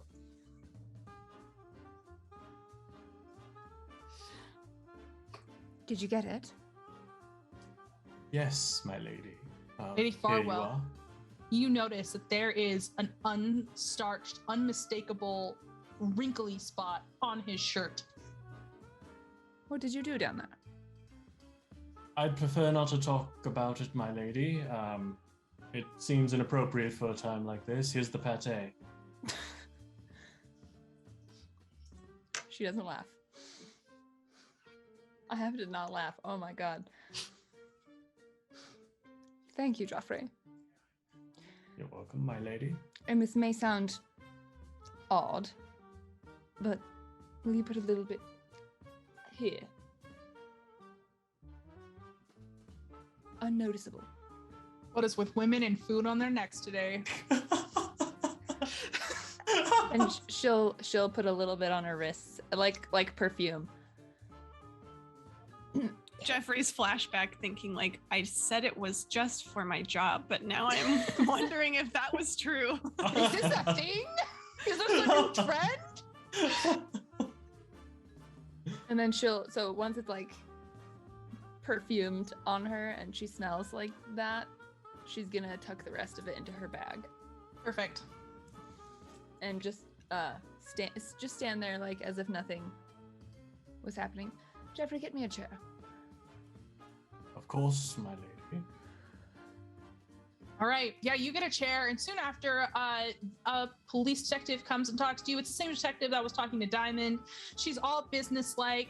Her uniform is finely pressed. She's down to business, and she just asks you if you guys have seen anything. Are you talking to me? Yes, lady. We're talking to you. Lady. Have you seen anything? It's Madame. All right, madame. My apologies. Have you seen anything suspicious with dogs? I've seen nothing. I don't really pay mind to that kind of thing. Have you seen anything, Joffrey? Well, I have been mulling about with the other help around here. I did hear something about some very extravagant hats. I personally didn't see it, but word gets around. Interesting. It's not the Yes. first time I've heard that. Anything about the musicians around here? I've heard that there was some sort of fight with the musicians and the Earl. Maybe they were trying to get back at them. A fight? What are you talking about? Well, apparently the musicians thought it'd be funny to play some sort of trick on the Earl. Played music right in his ear, was real rude. He fired them shortly after. I was there for the music thing. I didn't realize it was a joke. I thought they were just singing him happy birthday. It's not his birthday. Oh, I don't care. And what about you, And they look over at Edie, kind of glance you up and down. Know anything about dogs? You like you're the dog-loving type? No. I know the Earl has dogs. He spoke of them highly, but no, I haven't seen them. They weren't out at the party, were they? No. All right. Well, you guys just stay put. We'll get you out of here soon enough, okay? Could I get a drink while we wait? That's not my forte. I mean, is the help available to get me a drink? They're being questioned separately. Can I send my man to get me a drink? He's been questioned. No, go anywhere else besides here. All right, mister? You're questioning the help separately? Of course we're questioning the help separately. I don't need you telling me how to do my job. I don't know, it just feels a little classist, that's all.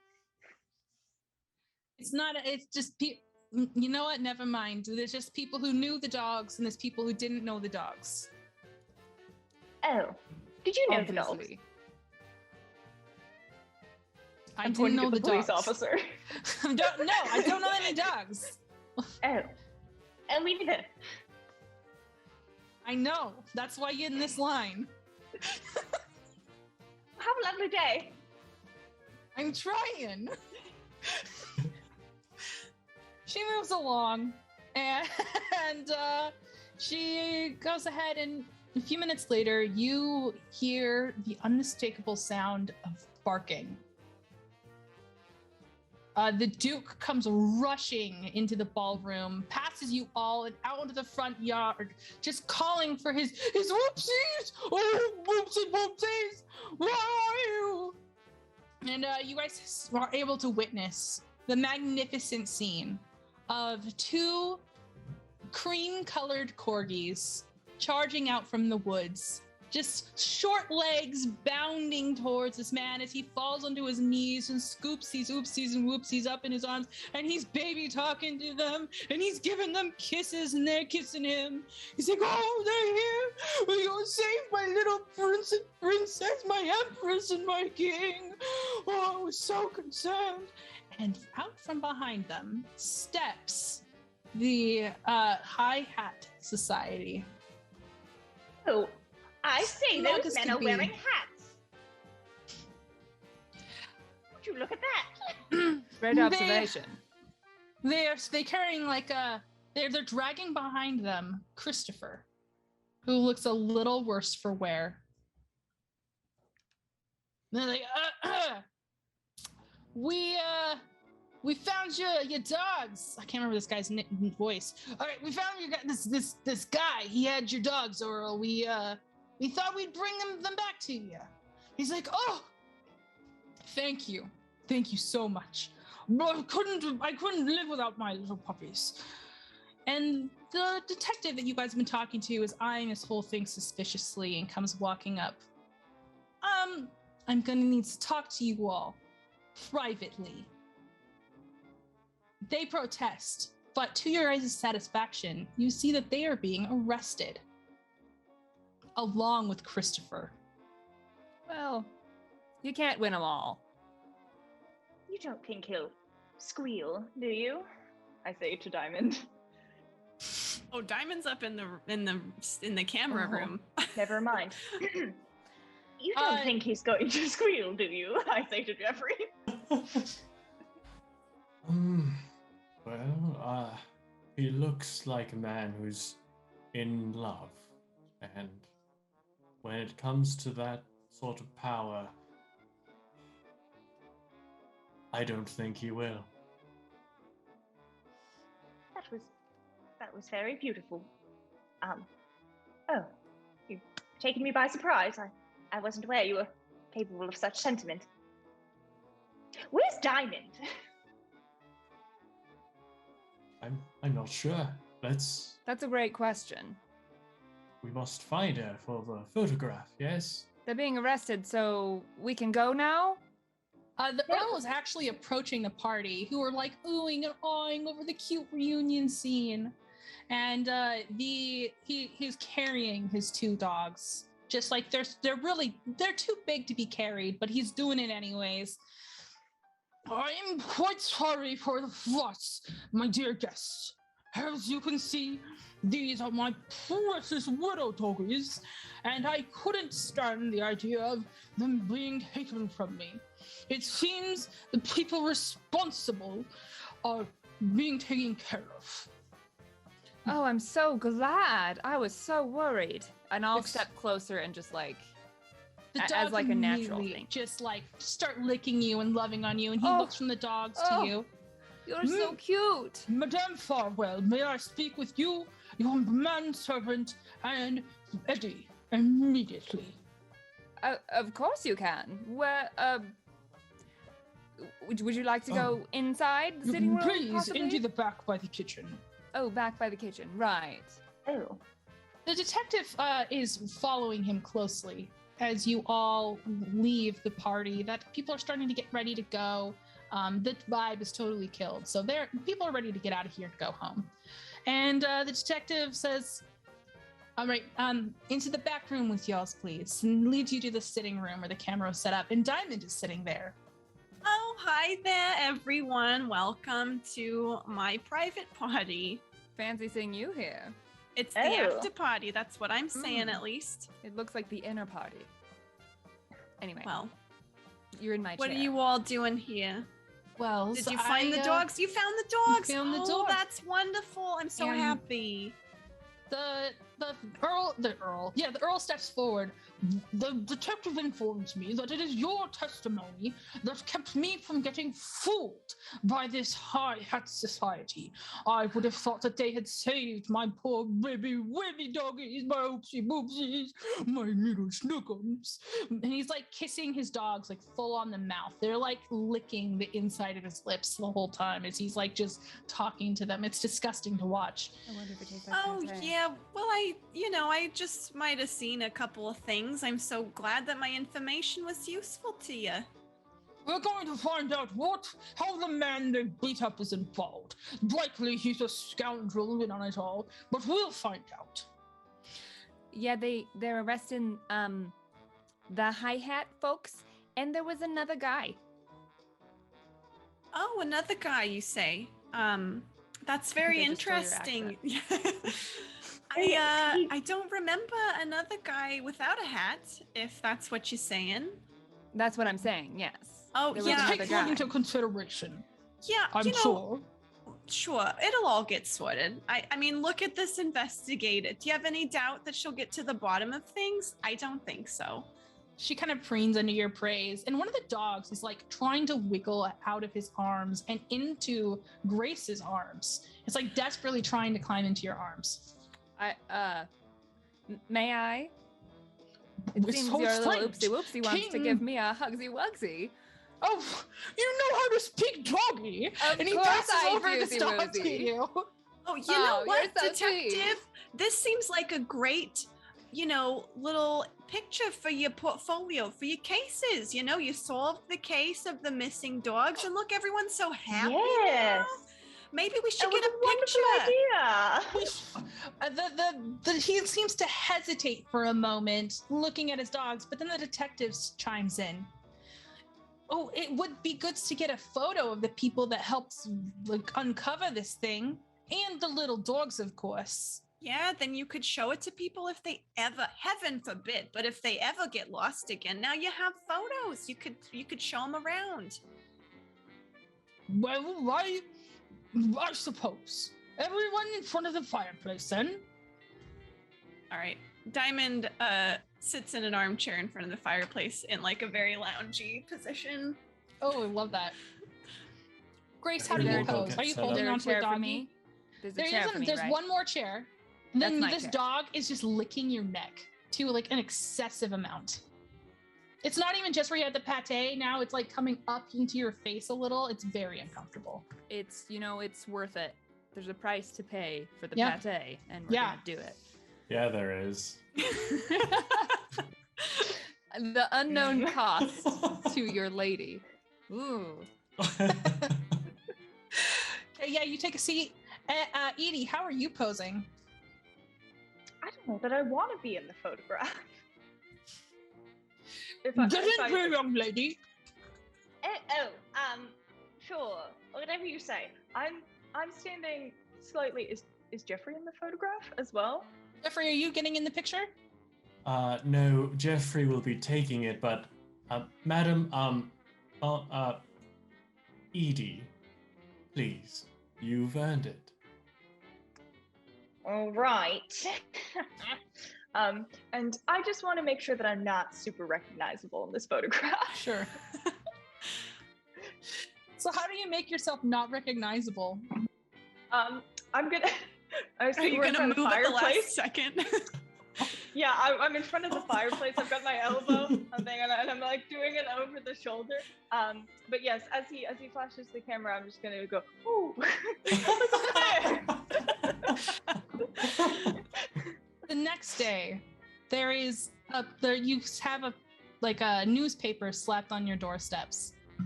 And it has this wonderful picture of Diamond and Riley on these big puffy leather chairs.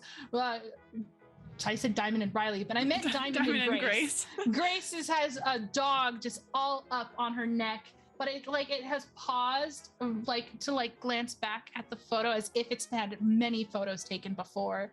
The other dog is being cradled in the Earl's arms. The police chief detective looks just so regal and strong, but her eyes are on Diamond Riley, not on the camera itself.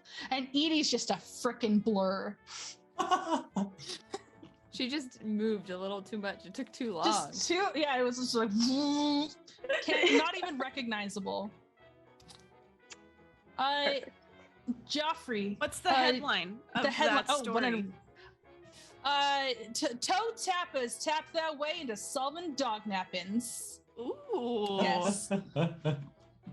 Not only do you guys get a framed portrait, but another portion of the article, complete with the title, is also given to you, pressed for safety. It will be a treasure for your guys' society, for your little club. And it fills that blank spot on the wall that Grace was talking about before. You guys want to do a closing scene real quick? Or is that good? We could do a mini epilogue for each person, maybe. Yeah. We gotta wrap up the Jeffrey story. That's the epilogue I'm most interested in. Please. End of Jeffrey then. Let's start with Diamond. Diamond, what happens with you? Well, she's I think Diamond goes into the precinct to talk with Christopher and also probably runs into the investigator. And so I think she just she has her hands full for the next couple of weeks with trying to juggle these opposing smitten forces who are on opposite sides of the law. Yeah, absolutely. But she finds both of them very interesting. So okay. she's kind of she's willing to dabble wherever is convenient. I like it. Grace, what happens with you? So Grace's whole thing is that she just moved here with the Duke. They were living in a country estate for a few months after their marriage as a honeymoon, and now she's just getting settled in Piccadillo, and this was her kind of coming out party to get the lay of the land. And so now she's got the ear of the Earl, and so things are going fantastic for her, and she's able to go to all of the social parties she wants to and climb the ranks as much as she needs, and her husband is super proud of her and very supportive. And then part of what I think in the following weeks happens is that she wants to kind of play to her strength of pulling strings to get the violin back. And she gives it to Edie and says to give this back. I got this from by the by. I think it belongs to someone you know. And just hands it off and then sends a letter saying that back in the country, she knew this man named Christopher who really helped her out, and it would mean so much to her if they could just brush this under the rug this one time, because there's really no way to say that he was there or not when the only story they have are these liars in high hats. And then she just goes on with her life, and she loves her cat, Frenchie. The cat that's been haunting you all episode. I love it. So much. He never does this. All right, Edie, what happens with you? So once I receive this violin, I'm going to assume my alternate identity, which I did not get to bring out this session, as the Count. And I'm going to pay Daisy a visit as the Count to return her violin and to plant the idea in her head that maybe someday down the line, there might be some wonderful bohemian, thoroughly modern theater company that she could use her violin's playing skills in. And also as the Count, I would, because Edie's still paranoid, she wants to make sure to destroy any newspapers with her picture in it that might be at Lady Gwendolyn's house. Oh, all right. I have all the loose ends. Beautiful. Now the scene we've all been waiting for. Joffrey, do you ever go back? Well, the first thing Joffrey will ask is, my Lady Farwell, do you mind if I take just a brief holiday this weekend? If you can get someone to cover for you, then I don't see why not. Maybe get, Kite? I think his name was Kite. He was helpful. Very good, my lady. And Joffrey is then gonna go do some shopping. He's gonna get some pate, some bread, some whipped cream, some olive oil, and then he's gonna show up at the chef's house and say, my angel, I've brought dinner. You'll see. I have appetizer, main course. You may notice I don't have a dessert here. Well, that comes later. You just see a hand come out of this kitchen door, grab you by the tie, and pulls you in. A door slams behind you, and that's where we'll end our scene. That was beautiful. I loved it. This actually plays very well into the final part of this game, which is the closing credits. We just did Aftermath. There's a couple more stages that we'll run through just to kind of like show off this portion of Flabbergasted. After the Aftermath, which we just did, you adjust your social standing. So if I think you guys did anything that was like, you would have changed your social standing in it all besides what your guys' ups and downs would have done, I get to tell you. So Diamond, it was noticed that you flirted with a lot of people. Devilishly Charming does have plus scandal on it. Yeah, you're definitely gonna go down as scandal just because of like how many people you talked about. It became, people were gossiping a little bit about, did you see Diamond and the detective? No, I saw Diamond with some other guy. And then kissed her hand and a cheek and all sorts of things. And Diamond Riley doesn't mind a little bit of scandal, okay? A bit of scandal's healthy for everyone. Perfect.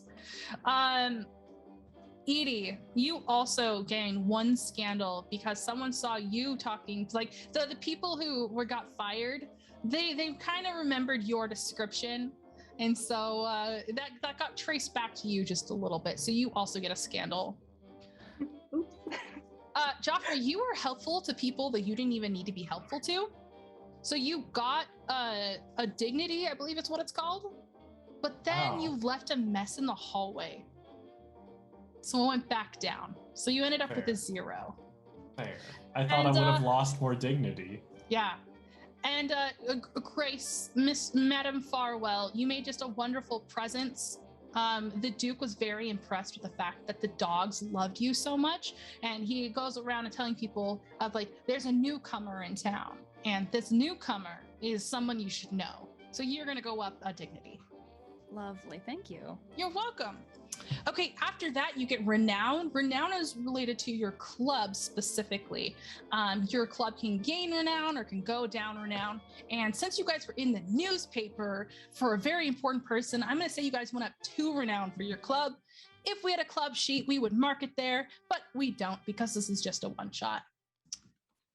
Monies. Everyone gets monies at the end of every session. So depending on your class, you actually get a different amount of money. I'm pulling up the thing right now, but I believe I've got it if you want. Perfect. Yes, that'd be helpful.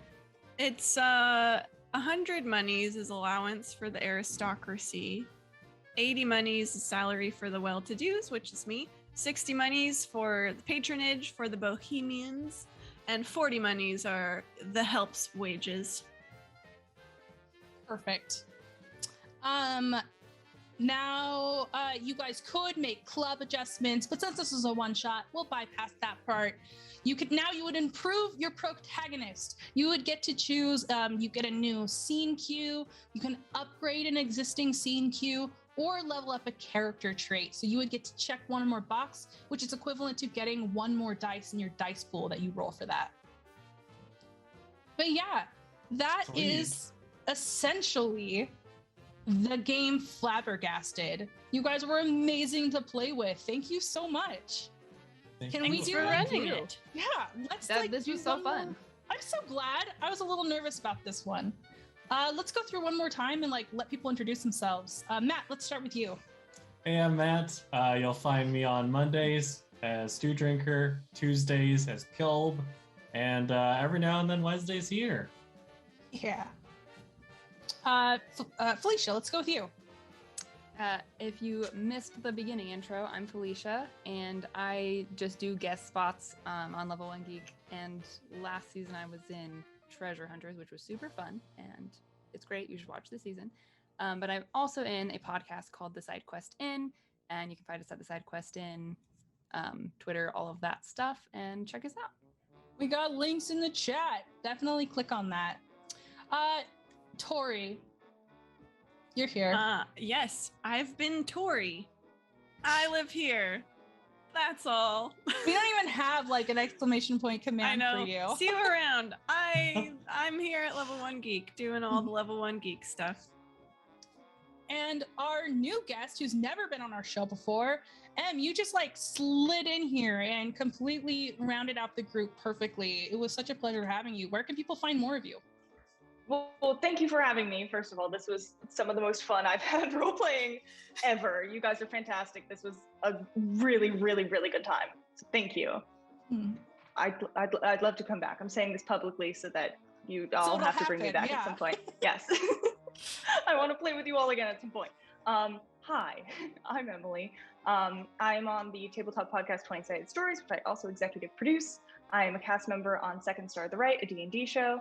I make shark content for Nat Geo, and you can find me on Twitter at Emily Irv. Amazing. Definitely give Emily a follow on Twitter because I definitely did. And I was like, what a badass person. Seriously, I'm excited to play with you in the future. Again, this game is Flabbergasted. We had so much fun playing with it. It's going to go live on Kickstarter later this month. I'm sure our wonderful production person, Katie, will throw a link in chat. Follow this game. It's so easy to play. I'm really excited to see the full rule set. And I love the idea of building not only yourself, but a club. It's just a really good time. Thanks so much to the creators who let us play this ahead of time. This sneak peek was absolutely incredible. I had a really great time. Okay, I think that's all of our stuff out of the way. You know what? If you guys would like to support our channel, please follow, subscribe, smash that like button, all that stuff. On Twitch, YouTube, Twitter, Facebook, Instagram, all the good stuff. We're on all of the platforms. You could also, if you feel like it, show your support by purchasing dice and accessories from one of our affiliate partners. After all, if you're going to help us out, you might as well get some fancy math rocks out of it, or a mug. Yeah.